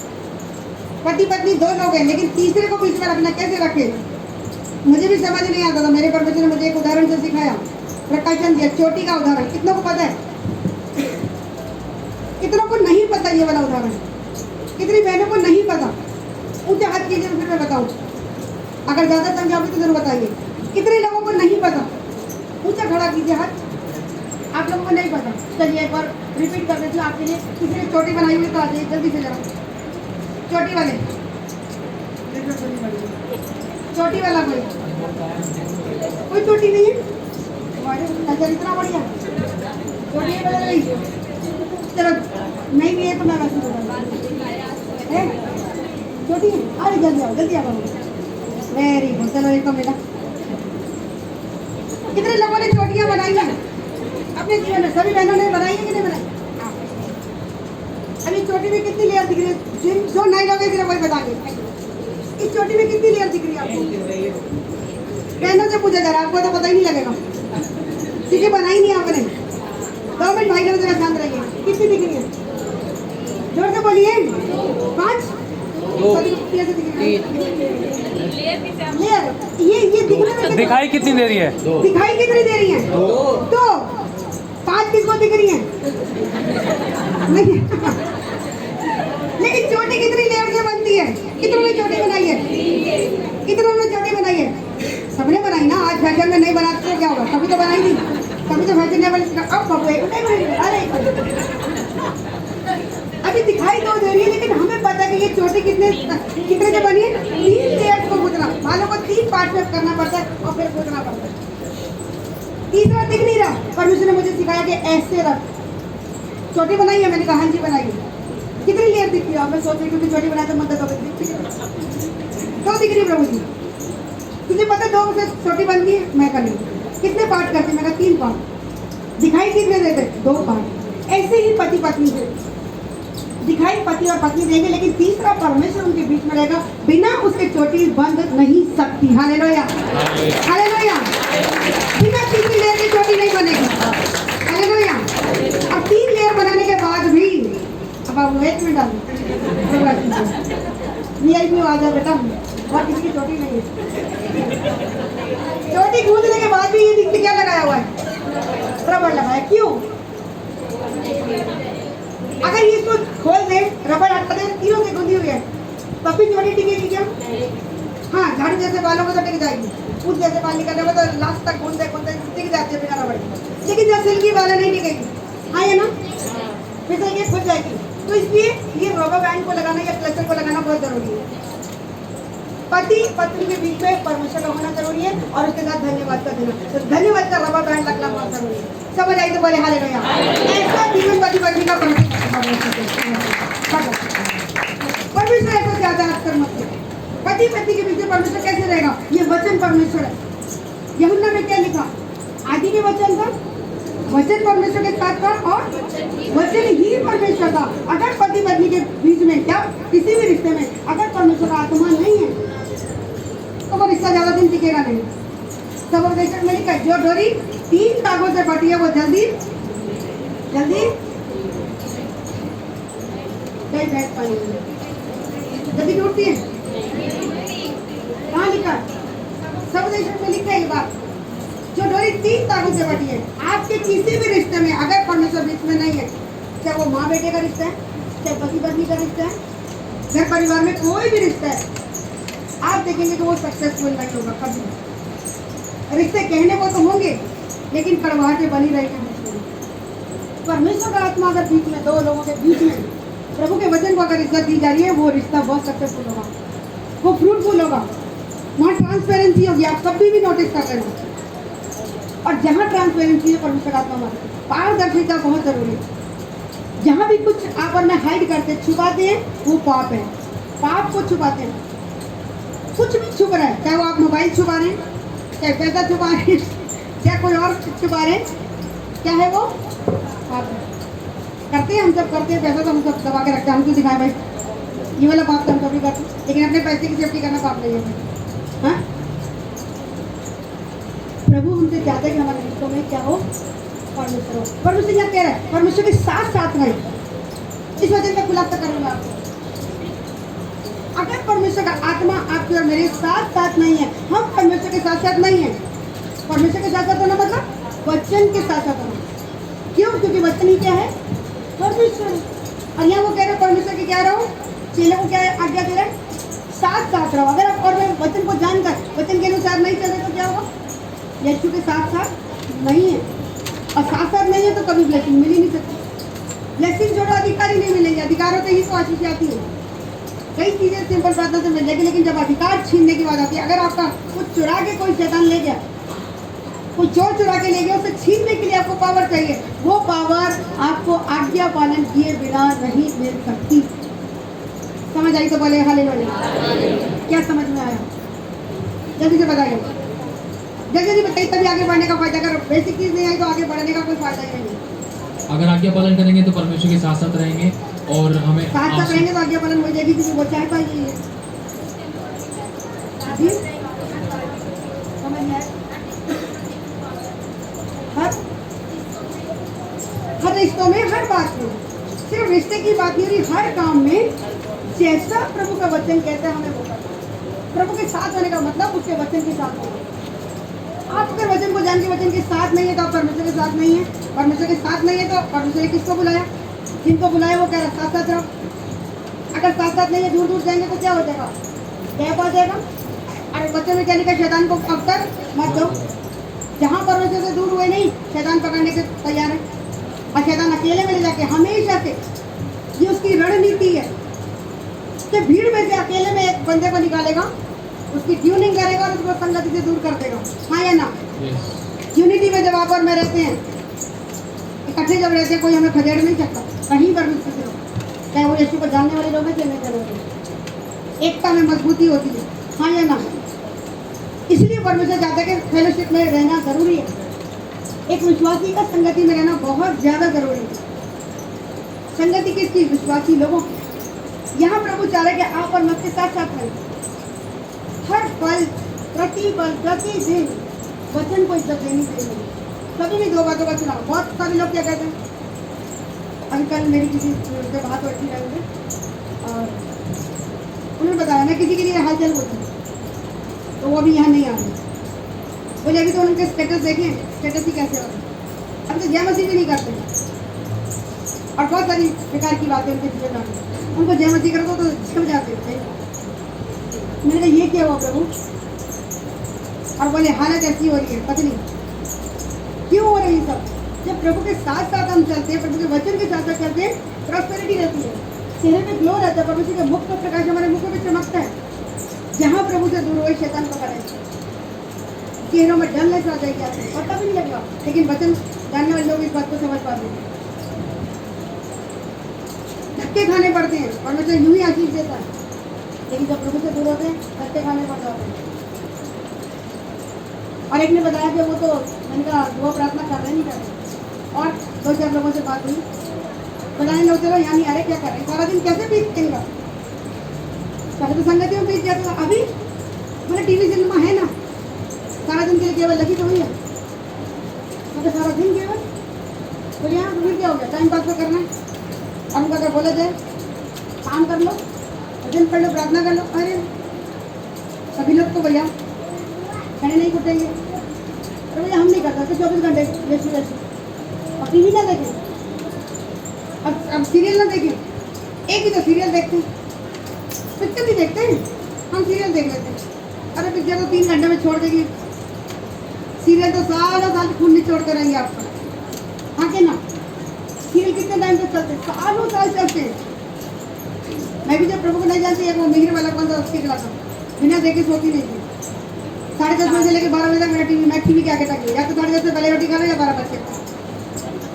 अगले दिन जबकि रिपीट होने, लेकिन नहीं खाऊंगी। इतना पागलपंती का चलता रहा उन 3 सीरियल के लिए, एक मीर वाला, वो क्या था, सास भी कहीं होती है ना, एक और उससे पहले भी आता था और उसके बाद भी एक आता था रमोला सिकन वाला, बिंदियाँ बड़ी बड़ी लगा कर आती थी, है ना, वही देख रही थी। प्रभु को नहीं जानते थे। कौन सा था? कसौटी? हाँ, नाम भी याद नहीं। कि 3 सीरियल मैंने देखे, मैं सोती नहीं थी। और दिन में रिपीट हो रहे हैं। अगर रेपिटेशन के टाइम पे हस्बैंड आ गए, उनको बोल रखा था या तो सीरियल से आधे घंटे पहले आओ, और आ गए तो फिर बैठ जाओ, सीरियल खत्म होने का रोटी बना के दो। सब्जी बनी होती, रोटी नहीं मिलेगी, ये मैं करती हूँ। लेकिन जब प्रभु जीवन में पहले दिन सबसे पहले रेडियो और टीवी छोड़ा। आज भी हमारे घर में टीवी लेकिन चलता नहीं, चलाते नहीं, चलता है न्यू चलाते नहीं। क्यों? क्योंकि समय खराब करती है चीजें। आप देखो, टीवी देखना मना नहीं है, टीवी में आप क्या देख रहे हो? प्रभु की महिमा की बातें देख रहे हो, मोबाइल में महिमा की बातें देख रहे हो, वचन की बातें देख रहे हो और आत्मा सुन रहे हो, वेल एंड गुड। ये ऐसा हमारे लिए बहुत कारगर सिद्ध हो जाएंगे। आप इसको कंट्रोल में रखोगे तो बहुत अच्छा असर है मेरे लिए। और अगर ये जिस दिन आपको कंट्रोल करने लगे, सबसे बड़ा दुश्मन है ये आपको और मेरा। पता है आपको, समय को चुराने वाली गंदी आत्मा इस तरह काम करती है। और बहुत लोगों के जीवन आज इसके द्वारा चुराए जा रहे हैं, समय चुराया जा रहा है। जो समय प्रभु को देना है वो इसमें चुरा के खराब कर रहे हैं। इसलिए आज आपको मुझको अपने जीवन को जांचना है कि हमारा दिन कैसे शुरुआत हो रही है। क्या हम यीशु के नाम से शुरुआत कर रहे हैं? क्या पूरा दिन हम उसकी महिमा कर रहे हैं? टीवी देखना मना नहीं है, अच्छी चीजें देखो, मोटिवेशनल चीजें देखो जिससे पॉजिटिव रहो। सास बहू के किससे देखोगे तो वही बस अतरा चतरा बन के वो नए नए किस्से सिखाती रहेंगी। सास ने ऐसा कर दे तो तू ऐसे कर दे, बहू ऐसे सिखा दी। सास बहू के बीच में बढ़न, नहीं तो देरानी जेठानी की दूसरी बढ़न। नया तरीका कौन सा टीवी से सीरियल से सीख सकते बड़े अच्छे। बिल्कुल देखना बंद कीजिए और मुझे कोई फर्क नहीं पड़ेगा, देखिए भले मत देखिए, लेकिन क्योंकि मुझे अच्छी बातें सिखाने के लिए अपॉइंट किया गया इसलिए मैं आपको बता रही हूँ। जिंदगी आपकी एक चुनाव आपका है और उसका रिजल्ट भी आप ही को भोगना है। आप अपने समय को कैसे यूटिलाइज कर रहे हैं? आप जुआ खेल सकते हैं, आप दारू पी सकते हैं, आप लड़ाई झगड़े में टाइम खराब कर सकते हैं, आप टीवी में टाइम खराब कर सकते हैं, आप प्रार्थना करके समय बिता सकते हैं, आप आराधना में समय बिता सकते हैं। कैसे बिता रहे? जो कुछ बो रहे हैं वही काटने को मिलना आगे। आपने जब अच्छा बोया नहीं तो अच्छे की उम्मीद मत लगाना। अब फिर कहेंगे हम तो चढ़ जाते हैं भैया, हमारा तो होता नहीं। कैसे होगा? यीशु के साथ साथ नहीं है, यीशु के पास तो है, यीशु के साथ साथ नहीं। पास रहने में और साथ साथ रहने में बहुत बड़ा फर्क है। पास है, चर्च में तो है, लेकिन आज्ञा पालन में नहीं, साथ साथ नहीं। बहुत सारे लोगों के जीवन आते हैं कि यीशु के पास है, चर्च में है, भवनों में है, यीशु का नाम ले रहे, मूर्ति पूजा नहीं कर रहे, ओके। लेकिन अगर यीशु के पास है, यीशु के वचन को फॉलो नहीं कर रहे तो भी तो है। आपने शायद टीवी को मूर्ति बना लिया, आपने शायद मोबाइल को मूर्ति बना लिया, आपने शायद अपने किसी रिश्ते को मूर्ति बना लिया। परमेश्वर और आपके बीच में कोई भी थर्ड चीज आ रही है, चाहे वो कोई मनुष्य आ रहा है, कोई रिश्ता आ रहा है, आपकी हॉबी आ रही है, आपकी डिजायर आ रही है, वही मूर्ति है। हो सकता है आपने दुनियावी मूर्तियां छोड़ दी, लेकिन जुआ खेलना आपको बहुत पसंद है, सारा दिन पत्ते खेलना बहुत पसंद है, तो वो पत्ते खेलना आपके लिए मूर्ति है। समझ आ रही है? नए लोगों को समझ आ रही है? हमें परमेश्वर के साथ तो रहना, साथ से ज्यादा क्या रहना और पास से ज्यादा क्या रहना, साथ। इस वचन को पूरा पढ़ेंगे, देखिए लिखा हुआ है। तब उसने 12 पुरुषों को नियुक्त किया कि वे उसके साथ साथ रहे, उसके साथ साथ रहे, और वह उन्हें भेजे कि वे प्रचार करें। साथ साथ रहने के लिए क्यों बोल रहे हैं? ताकि वो उनको क्या करे? भेजे। प्रचार के लिए भेजे। और किसी को भी किसी काम के लिए भेजा जाता है, पहले ट्रेनिंग दी जाती है, बिना ट्रेनिंग के नहीं भेजा जाता। सैनिकों को अगर फील्ड में लड़ने के लिए बुलाया है, आर्मी में भर्ती होने, तो पहले उनको ज्वाइनिंग होने से पहले क्या होता है? ट्रेनिंग होती है। अभी आप लोगों की ट्रेनिंग है ना, अभी बहुत सारे बच्चों ने हमारे क्या होम गार्ड में है ना भरा ना फॉर्म, अभी क्या सुनने में अभी उसकी ट्रेनिंग होनी है। हर काम को जब आप सीखने के लिए जाते हैं, काम करने से पहले ट्रेनिंग दी जाती है। अगर परमेश्वर आपसे मुझसे प्रचार करने के लिए डिमांड कर रहा है तो प्रचार करना सिखाएगा नहीं? क्या सिखाएगा? तभी तो प्रचार कर पाएंगे, और उसके साथ रहेंगे तभी तो सीखेंगे। यीशु मसीह ने कैसा प्रचार किया? यीशु मसीह कहता था मेरे पास आओ, मैं चंगा कर देता हूँ, मेरे पास अच्छा जब चंगा होकर भाग लो, मैं रोटी खिला दूंगा, फिर भाग लो, ऐसे कहता था। गलत अप्रोच ही नहीं करता, तब और मैं कभी गलत अप्रोच कर देता हूँ। पता हमारा यीशु मसीह चंगा करता, यकीन तुम चंगा करता, यकीन वो आशीष देता, कोई शक ही नहीं है भाई। और हमें लोगों को क्या बताना है कि यीशु मसीह पाप क्षमा करे। अगर जिस व्यक्ति को ये पता है कि मैं एक पापी व्यक्ति और पाप के चलते मुझे मरना है, नरक की आग में जाना है, और यीशु मसीह पाप क्षमा करने वाला केवल इकलौता डॉक्टर है, पृथ्वी पर कोई दूसरा डॉक्टर नहीं जो पाप क्षमा करे।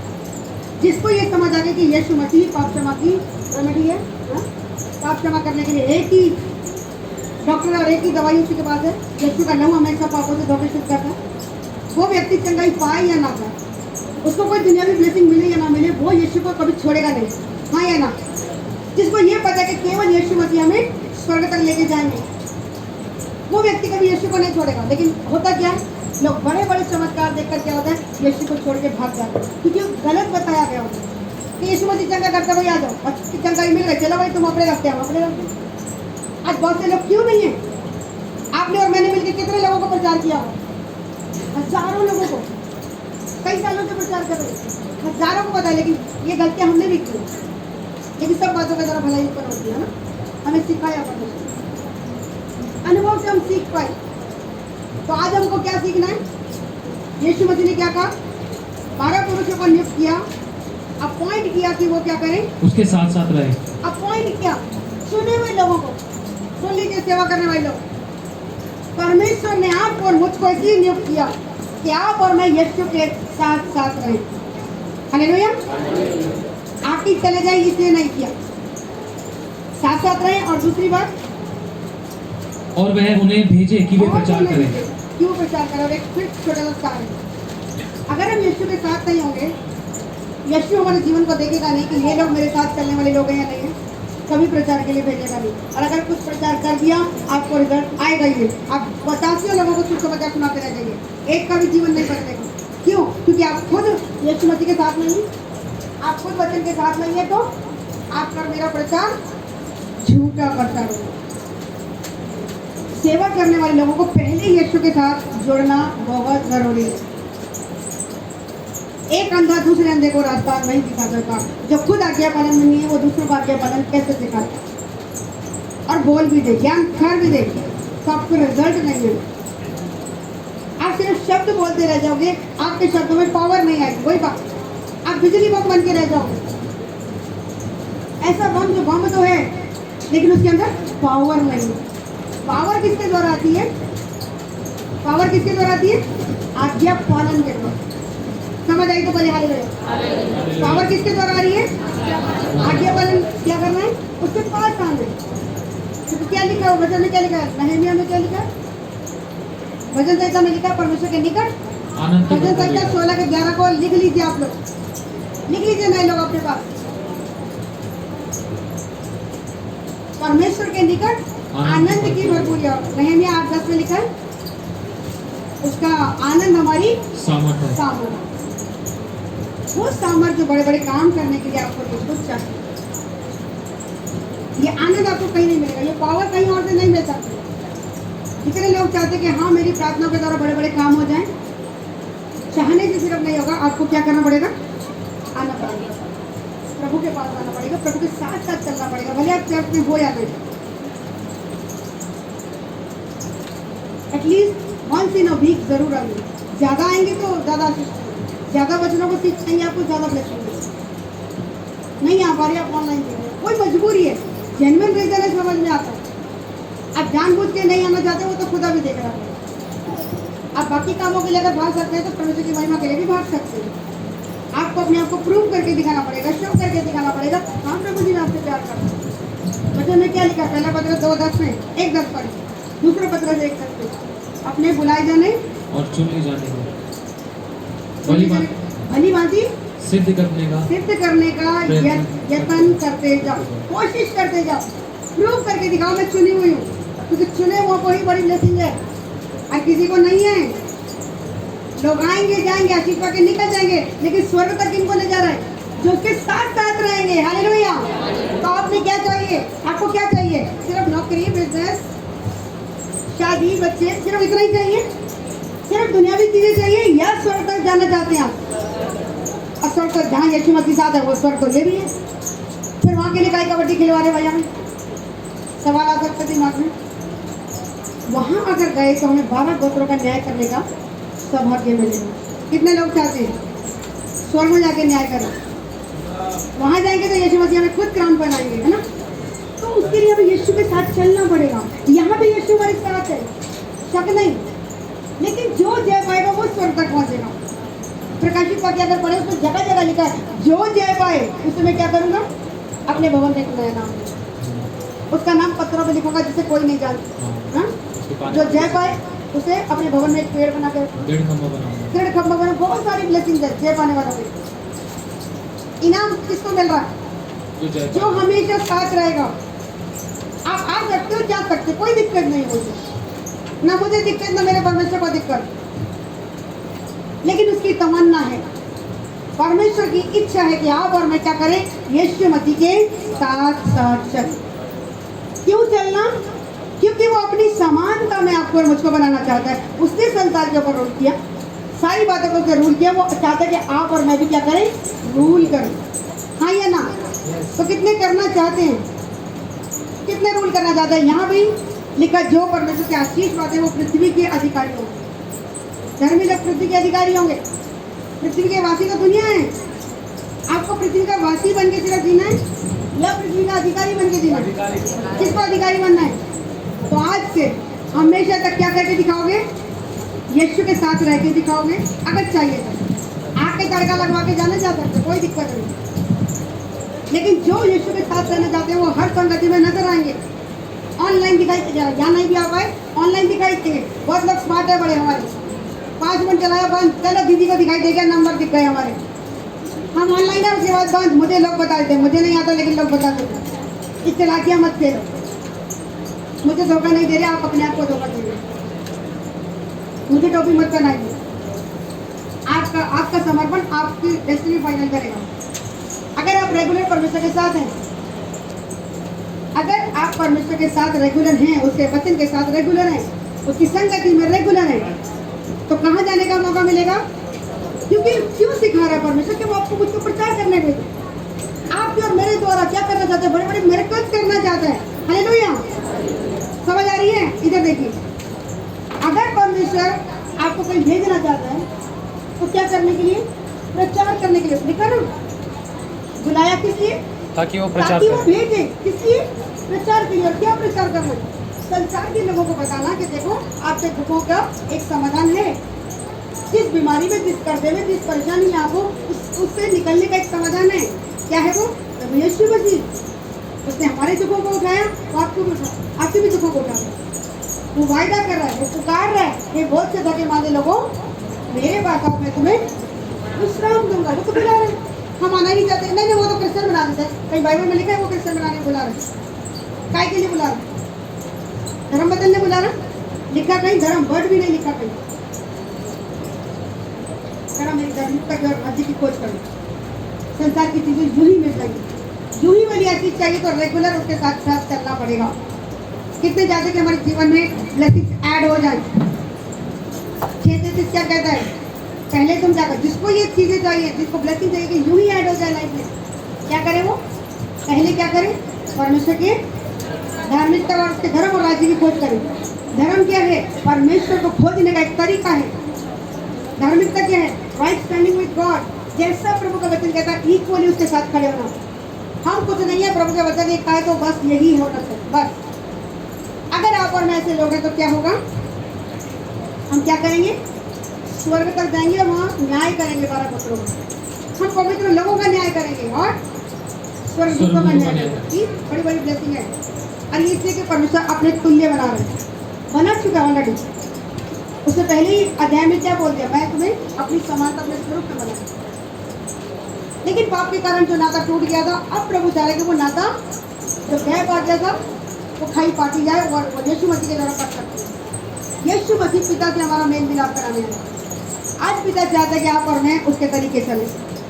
हालेलुया। आज बस इतना ही, इसलिए प्रभु बोलिए आज, ठीक है?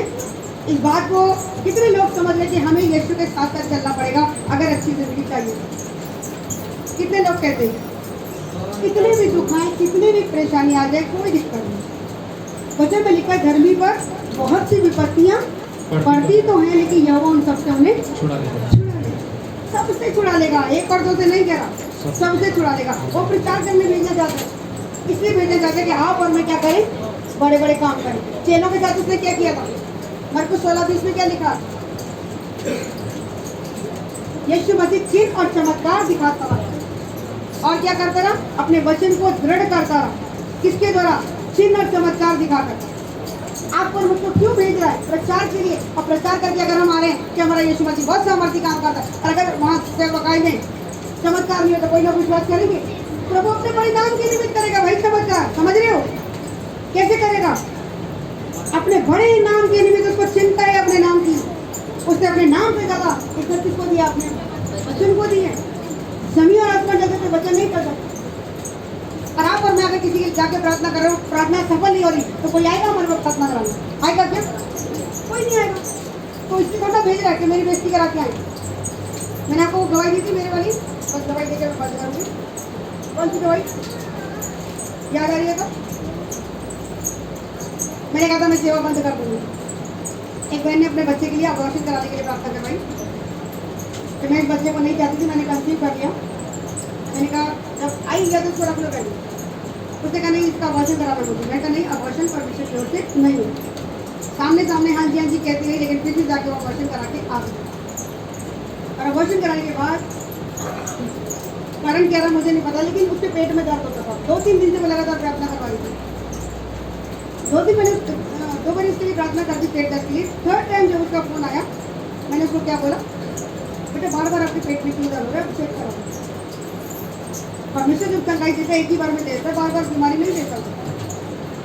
और मुझे याद दिलाया कि जैसे मेरा बेटा जो क्या था ब्रह्म बाजार पे, जब वो पैदा हुआ था डॉक्टर की गलती की वजह से पेट में पीस छूट गया था। डॉक्टर की गलती से पेट में पीस छूट गया और वो इतना बड़ा पीस हो गया कि 3 साल मुझे इलाज करना पड़ा और वो बाद में कैंसर का रूप ले लिया। नस फटने वाली थी, वो पीस अंदर पड़ गया, साथ मुझे कैंसर हो गया। पता ही नहीं लगा मुझे, लास्ट स्टेज के कैंसर में पता लगा मुझे। मेरा यूट्रस पूरा कैंसर में कर चुका। मिलिंगन हॉस्पिटल वालों ने 2 दिन का टाइम दिया था मुझे, और आज 15 सालों में आपके सामने करूँ। प्रभु यीशु की दया से हालेलुया। कोई बीमारी नहीं आ रही। मुझे स्टोन था, मुझे पाइल्स थी, कुछ लोग नया उनके लिए बता दें। मुझे स्टोन था, पाइल्स थी, थायराइड था 14 सालों से, आर्थराइटिस था मुझे भगंदर हो गया था, मुझे बवासीर थी, तलाक की नौबत थी, ऊपरी चीज़ें आमने सामने दिखाई देती थी, लड़ाई होती थी, भटी थी, और हम दोनों की तलाक की नौबत आ चुकी थी। भैया हमारे चश्मदीद गवान यही सिला कर आके लाए थे। मेरे जेठ जी बैठे, बड़े भैया हमारे 2nd नंबर पर बैठे। ये चश्मदीद गवाए इन बातों के। हमारी ज़िंदगी क्या थी, कहाँ से कहाँ उठाया भैया जानते हैं। बहुत कुछ था, बहुत इलाज कराया, नहीं ठीक हुई। 2 ऑपरेशन हो गए, 2 और होने थे, लेकिन जब यीशु मसीह का नाम धरा, 2 दिन रात का दिन, वो 2 ऑपरेशन नहीं हुए। हालेलुया। और आज दूसरों के लिए प्रार्थना करते हैं, और तभी से जब प्रार्थना करते हैं प्रभु चंगा करते हैं। एक बार सुसाइड कर लिया, पुलिस केस बन गया। आज कितने ही मुर्दे जिंदा करवा दिए प्रभु ने, और यहाँ पे चश्मदीद गवाह बैठे थे, 6 मुर्दे जिंदा हुए। हालेलुया। मेरी बहन जिंदा हुई, बहन के मामा जी जिंदा हुए, बहन छाया बैठी, इनका बेटी का बच्चा पेट में था। डॉक्टर ने गाँव में क्या बोला, बच्चा खत्म हो गया, ताकि सफाई करवा दो। इन्होंने अपनी मम्मी को बोला, इन्होंने कहा तू यहाँ आ जाए, यहाँ बड़े सारे मुर्दे जिंदा हुए, तू जाकर। बच्चा मरा हुआ था, सफाई कराने जाता, लेकिन मैंने उस बेटी को क्या बोला, आप अल्ट्रासाउंड कराओ, बच्चा बिल्कुल जिंदा मिलेगा आपको। तो उसको लगा मैं गांव की भाषा बोल रही हूँ, शायद दीदी को समझ जाए। बोली दीदी आप नहीं समझे, बच्चा खराब हुई गवा। मैंने कहा कोई बात नहीं, आपकी नज़र में खराब हुई गवा, हमारी नज़र में सही हुई गवा। अब धन्यवाद करते हुए जाओ और हंसने लगे। अगली बार जब आओगे आप धन्यवाद लेकर आओगे। जब उसे जाकर टेस्ट कराया, वो मरा, वो बच्चा जिंदा था। हालेलुया। और आज जन्म ले चुका है। कितने साल का हो गया? 2 साल का। 2 साल का आज वो बच्चा हो गया, और बहुत हेल्दी बच्चा, बहुत एक्टिव बच्चा। हाँ जी, सर्दी में 2 साल पूरे हो सर्दियों में गए। 2 साल का हो जाएगा। देखिए तो भाई ने उनकी जानकारी, भाई ने बताया एक बच्चा पेट में 2 महीने से मरा हुआ था अमेरिका में, आज दिन तक देखा नहीं। यहीं से प्रार्थना में बच्चा जिंदा हो गया, वो बहुत हेल्दी बच्चा। हालेलुया। जो हो नहीं सकता परमेश्वर करके दिखाते। बहुत सारे लोगों, बहुत सारी बेटियों ने बताया कि उनसे प्रार्थना करवाई गई, वो मुर्दे तो थी, वो बेटी ने बताया अरे वो वाला मुर्दा तो जिंदा क्यों हो गया, वो तो काम कर रहा है। अरे मैंने कहा इतना बड़ा काम होगा, धन्यवाद तो दे जाती, धन्यवाद देने तक नहीं आए लोग। चमत्कार को लेते हैं और भाग जाते हैं। चुनाव है जबरदस्ती, बताया चुनाव है लोगों का। उन्हें लग रहा है ठीक हो गया, अब यीशु मसीह क्या करता हूँ, कोई धर्म थोड़ा बदल लेंगे जाके। ये धर्म परिवर्तन नहीं है, ये जीवन का परिवर्तन है। कितने लोग कहते हैं उनका जीवन बदला है। जैसे हम स्टार्टिंग में गाना गा रहे थे, गाना नहीं गा रहे कि आराधना कर रहे थे, जीवन मिलिया मिलिया आशीष ठहरी बरकत आई। ये हमारे जीवनों में हुआ है, हमारी जिंदगियां बदली। हाँ या ना? कितने लोग कहते थे कि यीशु के पास आके हमें आशीष मिली, और मिलके चली नहीं गई, ठहरी हुई आज दिन आशीष ठहरी ठहरी। जब ये गीत आते हैं, लाइनें बोलते मुझे बड़ी आशीष, बहुतों के पास आशीष आई और चली गई, लेकिन लगातार उसके साथ रहने वाले लोगों के पास क्या है? बरकतें ठहरी हुई हैं, आशीषें ठहरी हुई हैं, चंगाइयाँ ठहरी हुई हैं। 10 दिन तक 15 साल हो गए परमेश्वर के पास। 2 अक्टूबर को भी मेरे को 14 साल हो गए थे बपतिस्मा की। 15 साल हो गए मुझे प्रभु के पास आया। प्रभु का बहुत धन्यवाद कि आज दिन तक उसे धन्यवाद दे रहा था। हालेलुया। लास्ट वर्ड पढ़ के हम बंद कर देंगे। लिखा वो प्रचार करें, और एक स्टार था आपके का न्यूज़ को ज़्यादा जल्दी से पढ़ दें, और दुष्ट आत्मा को निकालने का अधिकार रखें। जितने लोग कहते हैं कि दुष्ट आत्मा हम निकालना चाहते हैं, तो उनको क्या करना पड़ेगा? यीशु के साथ साथ रहना पड़ेगा। दुष्ट आत्मा यूं ही नहीं निकलती। आपको आपको दुष्ट आत्माएं से झगड़े हुए व्यक्ति को हाथ लगाने की नौबत नहीं आनी। आप अपने जीवन में इतनी आज्ञा पालन की आशीष को लेकर ऐसे अभिषेक को लेकर आइए, अभिषेक अपने आप आएगा और आज्ञा पालन। दुष्ट आत्माएं देखते भागेंगे आप, वो टिक नहीं पाएंगे। हालेलुया। इस चार को जल्दी से पढ़ के हम बंद करेंगे। कोई भी एक जन पढ़ दीजिए। क्या करो? 3:14 मरकुस 6:30 पढ़ दीजिए।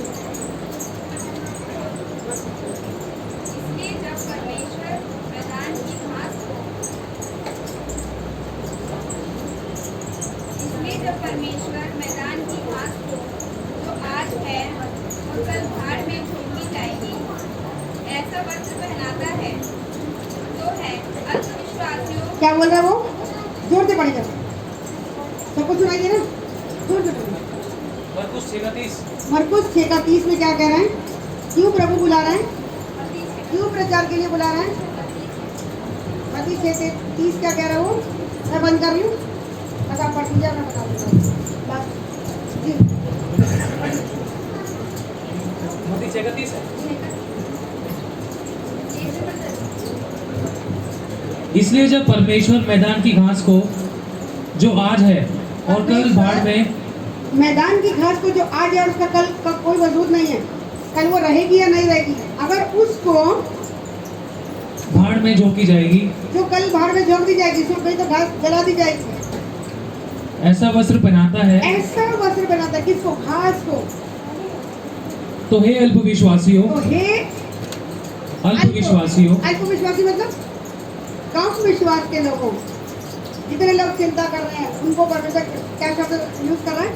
हे अल्पविश्वासियों, मेरे साथ रहने के बावजूद तुमको पता नहीं है कि मैं कैसे कैसे चमत्कार करता हूँ, अब फिर अपनी समस्याओं के लिए रोते रहते हो। अगर दूसरे की गृहस्थी बताई, आपकी गृहस्थी नहीं बताएगा क्या? दूसरों की बीमारी ठीक की, आपकी बीमारी नहीं ठीक करेगा क्या? दूसरों के टूटे रिश्ते जोड़ेगा, आपके नहीं जोड़ेगा क्या? दूसरों को भरपूरी दी, आपको नहीं देगा क्या? कारण पूछना पड़ेगा, उनको ये आशीष क्यों मिल गई और आपको क्यों नहीं मिली? जांचना पड़ेगा अपने आप को। तो कह रहे हे अल्पविश्वास, कमजोर विश्वास के लोगों, क्या कह रहे? तुमको वह इनसे बढ़कर क्यों ना पहनाएगा? इनसे बढ़कर क्यों नहीं पहनाएगा? क्या उसने बाकी सब चीजों के लिए जान दी थी? किसी के लिए जान दी? घास के लिए, कुत्ते के लिए, बिल्ली के लिए, चूहे के लिए? किसी के लिए जान दी? दूतों के लिए जान दी? आपके और मेरे लिए जान दी। जो कह रहा है कि परमेश्वर अपने इकलौते बच्चे को नहीं रख छोड़ रहा, बाकी चीजें क्यों नहीं देगा? क्यों जमे हुए हो आप लोग? बिजली का बिल नहीं जा रहा, किराया नहीं जा रहा, रिश्ते नहीं जुड़ रहे, शादी नहीं हो रही है, बच्चा नहीं हो रहा, या होके नहीं रह गया, कुछ भी समस्या है, कोई भी समस्या है, डरिए नहीं। वचन क्या याद दिला रहा? मत डर, मैं तेरे साथ हूँ। परमेश्वर कह रहा मैं तेरे साथ। परमेश्वर तो साथ है, लेकिन आप और मैं साथ साथ नहीं रहते। अच्छे लोग आज विश्वासियों को प्रभु चाह रहा है कि जितने उसके पास आए हैं उसके साथ साथ में, और साथ रहने का मतलब उसके वचन में बोलो, उसके वचन को पढ़े समझे। आज मैं सुबह 4 तारीख है ना, 4 तारीख का वचन पढ़ेंगे, उसमें आयत लिखी थी, ना तो तू वचन से दाहिने मुड़ना और ना बाएं मुड़ना, मेरी शिक्षाओं को तू पकड़ेगा, जो कुछ तू प्राप्त करे। 4:7 है शायद, लिख लीजिए, बड़ी अच्छी याद लगती है मुझे वो, कि जो कुछ तू प्राप्त करना चाहता है तू कर। तुझे नौकरी करनी, तुझे बिजनेस करना, तुझे कुछ भी अचीव करना है कर, कोई मना नहीं, पर समझ की प्राप्ति तेरी घट देना। समझ क्या है? परमेश्वर को बुद्धि को बोलना। प्राप्त करने का यत्न तुझे घटने ना पाए। रोमियो में क्या लिखा है? 9 में परमेश्वर का भय मानना बुद्धि का आरंभ है। तो बुद्धि का क्या कह रहे? 4 के साथ पढ़ लीजिए नीति वचन, वो आपको मुझको आज वायदा दे रहा है। अगर आप अच्छा जीवन चाहते हैं तो इस बात को पकड़ के रखिए, जब तक प्रभु भोज की तैयारी कीजिए। हाँ पढ़िए। बुद्धि श्रेष्ठ है, बुद्धि श्रेष्ठ है, इसलिए उसकी प्राप्ति के लिए यत्न कर। बुद्धि क्या है? श्रेष्ठ है, चुप कर, हाँ बढ़िया है। बुद्धि श्रेष्ठ है इसलिए तू उसकी प्राप्ति के लिए यत्न कर। उसकी प्राप्ति के लिए, बुद्धि को प्राप्त करने के लिए क्या कर? कोशिश कर। और बुद्धि क्या है? परमेश्वर का भय मानना बुद्धि का नाम। मतलब बुद्धि कहाँ से आई है? अगर आप परमेश्वर का भय मानते हो, और परमेश्वर का भय मानना क्या है? क्या सिखाया था? बुराई से बैर करना, बुराइयों से बैर करना, बुराइयों से हटना, सीधे लोगों के परमेश्वर का राह भय पर। करना। बुराइयों से हटना, परमेश्वर का भय मानना। जब आप और मैं कोई भी बुराई नहीं करते, नो बोलते, नहीं हमें बुराई में साथ नहीं देना, आप खुदा का डर रखें। और जब आप ऐसा करते प्रभु को मत क्या कह रहे हैं, बुद्धि श्रेष्ठ है इसलिए उसकी प्राप्ति के लिए यत्न कर। उसकी प्राप्ति के लिए यत्न कर, खुदा का डर रख, कोशिश करके वो बुद्धि तुम्हें मिल जाए, खुदा का डर तो तुम्हें आ जाए, इस बात के लिए कोशिश कर। हर बार बुराई से हटने के लिए कोशिश कर कि मुझे पाप के बदले पाप नहीं करना, बुराई के बदले बुराई नहीं करनी, लड़ाई के बदले लड़ाई नहीं करनी। उसने लड़ाई करी, मैं माफ करूंगी। बुराई को परमेश्वर क्या कहता है, किससे जीत लो, भलाई से जीत लो। अगर जीतना है तो भलाई करोगे, नहीं तो तब तक जीत नहीं पाओगे। आप जय पाना चाहते तो बुराइयों के बदले बुराई करते रहोगे, कभी भी नहीं जय पाओगे। आज बुराइयों से तौबा कीजिए। बुराई से हटना सीधे लोगों के लिए राजमार्ग कहता है। हाईवे का रास्ता है। स्पीड से गाड़ी दौड़ती है और हमारी गाड़ी कहाँ दौड़ रही है, अनंत जीवन की तरफ। तेजी से आप और मैं ब्लेसिंग्स की तरफ जाएंगे। अभी क्या स्पीड ब्रेकर है लाइफ में, थोड़ा सा करते फिर हटते, थोड़ा सा करते फिर हट जाते हैं। अगर आप चाहते हैं आपकी लाइफ में हाईवे का रास्ता बन जाए तो क्या करना पड़ेगा, बुराइयों से तौबा करनी। हम नहीं लड़ेंगे भाई, कोई कुछ भी कर रहा करने दो, हम नहीं करेंगे। मैं नहीं करूँगी ये डिसीजन आपसे लेना है। दूसरा दारू पी रहा है, मैं नहीं पीऊँगा भाई, कुछ भी हो जाए। आप नहीं जानते आपका शरीर क्या है, यीशु की आत्मा का मंदिर है और साफ लिखा जो इसे खराब करेगा मैं उसे खराब कर दूंगा। प्रभु अगर नाच करने बैठे तो कोई बचाएगा नहीं। फिर कितना यीशु यीशु जपते रहोगे, भले चर्च में सारा दिन दौड़ी ना हो। जो प्रभु कह रहा है वही नहीं कर रहा तो फिर करें। नशा चढ़ाना, प्रभु के प्यार का नशा चढ़ाइए। जब पीने का दिल करे यीशु की आराधना लगाइए और तन बजाइए, प्रार्थना का पानी दीजिए, यीशु का लहू पियो। सच बता रही, मन देख जाएगा। 2-4 दिन करोगे ना, आ जाएगी, आदत तो कर जाएगी। और क्या कह रहा है, जो कुछ तू प्राप्त करे, जो कुछ तू प्राप्त करना चाहता है, तू नौकरी करना चाहता है, तू बिजनेस करना चाहता, तू कोई बड़ी डिग्री हासिल करना चाहता, कर, कोई दिक्कत नहीं, उसे प्राप्त तो कर, उसे प्राप्त तो कर। परंतु समझ की प्राप्ति का यत्न घटने ना पाए। लेकिन समझ की प्राप्ति की कोशिश करने ना पाए। समझ क्या है, परमेश्वर को खोजना समझ है। आप यहाँ क्या करने आए हैं, पर बहुत सारे लोग सिर्फ आशीष पाने हैं, उनको पता भी नहीं कि हम परमेश्वर खोजने जाते। पर जो लोग जान गए, बहुत सारे लोग परमेश्वर को खोजने आए कि हमें कैसे परमेश्वर की ब्लेसिंग और जल्दी से मिल सकती है, किस तरीके से हमारी लाइफ ब्लेस्ड हो सकती है। समझ की प्राप्ति का यत्न अपने मत लेना, परमेश्वर खोजना बंद मत करना। क्योंकि इब्रानियों 11:6 क्या कहता है, 11:1 कह रहा है, मेरे पास आने वाले को विश्वास होना चाहिए कि मैं हूँ और मैं अपने खोजने वालों को प्रतिफल देता हूँ। आप अगर उसको खोजते हुए आपको रिवॉर्ड मिलना ही मिलना भाई, इनाम देगा। और इनाम क्या होता है, एक गिलास पानी इनाम में नहीं दिया जाता, ट्रॉफी मिलती है, कुछ गिफ्ट मिलता है, हाँ या ना। कितना को गिफ्ट मिला है, आज बहुत से बच्चों को ट्रॉफी मिलने वाली है, मैं लेकर आई है ना, सबको इनाम मिले ना, कहीं ना कहीं से मिले। चलिए कमेटी का लकी ड्राइव मिल गया, इनाम तो मिला ना। इनाम छोटा नहीं होता, भले 50 पैसे का मिले। मैं जब 5th में थी, मैं 2nd आई थी और मुझे एक किताब मिली और मैं नाचती हुई आई थी और एक लंच बॉक्स मिला था। मैम ने कहा इस स्टाफ रूम में रखा भी देती हूँ, मैं लेने ही नहीं गई शर्म के मारे, भाई मुझे कैसा लगेगा। अरे किताब जो उन्होंने पकड़ाई वो मैं लेके आ गई और मेरी बहन मुझे प्लीज करी, बड़ी किताब लेके नाचती है। मैंने कहा मैं 2nd आई, मेरी मैडम ने दी है। तो उसने क्या बोला, जो मैंने देखा नहीं था, कही 50 पैसे की किताब मुझे नाचती कर रही है। उस किताब की कीमत थी 50 पैसे, लिखा हुआ था। कई साल में, जब मैं 5th में थी, 30-35 साल पहले की बात, ज़्यादा ही। मैं तो 40 साल की, 42 साल तो मेरी उम्र है, कहीं से गरीब होगा। 30-35 साल पहले की बात, सिर्फ 50 पैसे की किताब थी, लेकिन मैं उसको नाचती हुई घर तक आई, चिल्लाती है, मम्मी मैं 2nd आई, मेरे को ये किताब मिली, मेरी मैडम जी ने मेरे को किताब दी। और मेरी बहन ने कहा कौन सी किताब मिली, 50 पैसे की किताब में नाचती करूँ। मैं कहा कोई बात नहीं, इनाम तो इनाम है भाई। मेरी मम्मी ने कहा, और मैं एकदम से उसकी आवाज़ सुन ली, फिर रोआ सी हो गई। तो 50 पैसे मिला, मम्मी ने फिर मुझे सिखाया, भाई बेटा इनाम इनाम होता है। 4 लोगों के सामने देखो स्टेज पे चढ़ा के दिया, मैंने कहा भाई कितनी इज्जत हुई, नहीं बजी थी, मैंने कहा भाई तो खुश थी, मैंने कहा सब लोगों को पता, देख तू 2nd आई है, ये पढ़ने में लड़की अच्छी है। और पंप लग गया मुझे, मैं कहा तू कभी पास हुई है, बोले क्या मैं फेल होती आई हूँ। मैं कहा तुझे मिला क्या, लड़ने लग रहा और थोड़ी होगी। मैं कहा तुझे चल, मुझे 50 पैसे का तो मिला, तुझे तो ये भी नहीं मिला, ले फिंगर दिखा के आज भी बात इनाम इनाम होता है, भले 50 पैसे का, है ना। परमेश्वर कह रहे कि मैं अपने खोजने वालों को प्रतिफल दूंगा, इनाम दूंगा। तो कितने इनाम पाना चाहते हैं, अब प्रभु अगर कोई इनाम देगा तो छोटा होगा? 50 वाला इनाम देगा क्या? कैसे वाला देगा? जो हमारे मन के चित्त में नहीं समाया। हमारी आंखों ने जो देखा नहीं। हाँ। दूसरा ग्रंथियों कानों ने पहला तो नहीं ग्रंथियों सुना 2:9 जो हमारी आंखों ने देखा नहीं है, कानों ने सुना भी नहीं है, और हमारे मन के चित्त में नहीं सुना। चढ़ा भी नहीं है। ऐसी बातें उसने किसके लिए तैयार की? अपने प्रेम करने वालों अपने के लिए। प्रेम करने वालों के लिए। तो कितने लोग उसे प्रेम करेंगे? ये बढ़िया वाली ब्लेसिंग आती है। अगर आप हाथ खड़ा कर रहे हो तो प्रेम करके दिखाना, नहीं करोगे तो बहुत पीटेगा वो। मारता भी बहुत है, ठीक है? 2 पहलू है भाई। माफ करता है तो लगाते बहुत जोरदार है, ठीक है? बस हो गया, कंप्लीट हो गया हाँ जी। जी। तो आज हमने सीखा कि हमें यीशु के पास ही सिर्फ नहीं रहना, यीशु के साथ, यीशु के वचन के साथ साथ रहना है, ताकि आप और मैं क्या करें? परमेश्वर के तुल्य बन जाए। परमेश्वर की फाइनल इच्छा क्या है? आपको और मुझको अपने तुल्य बनाना। ऑलरेडी उसने आपको और मुझको अपने स्वरूप में रखा, लेकिन पाप के कारण वो नाता टूट गया था।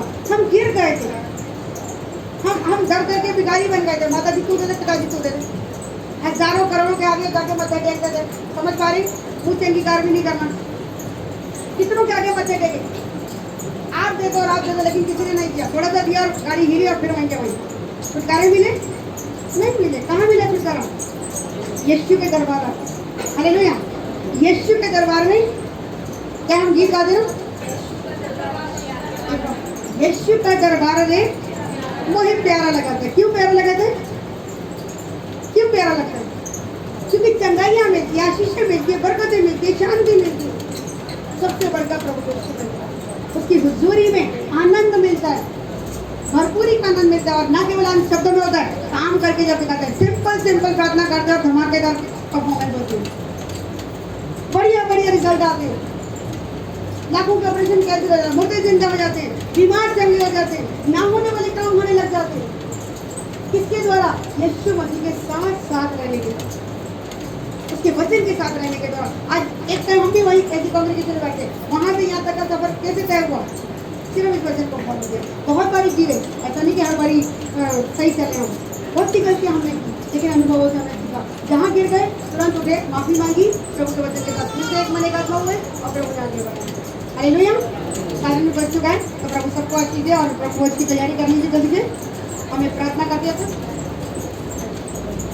एक प्रार्थना करेंगे छोटी सी, ठीक है? सभी लोग जल्दी से आंखें बंद करेंगे। क्या प्रभु हमें क्या कर तेरे साथ रहने का अनुग्रह दे, तेरे वचन के साथ चल सके हम।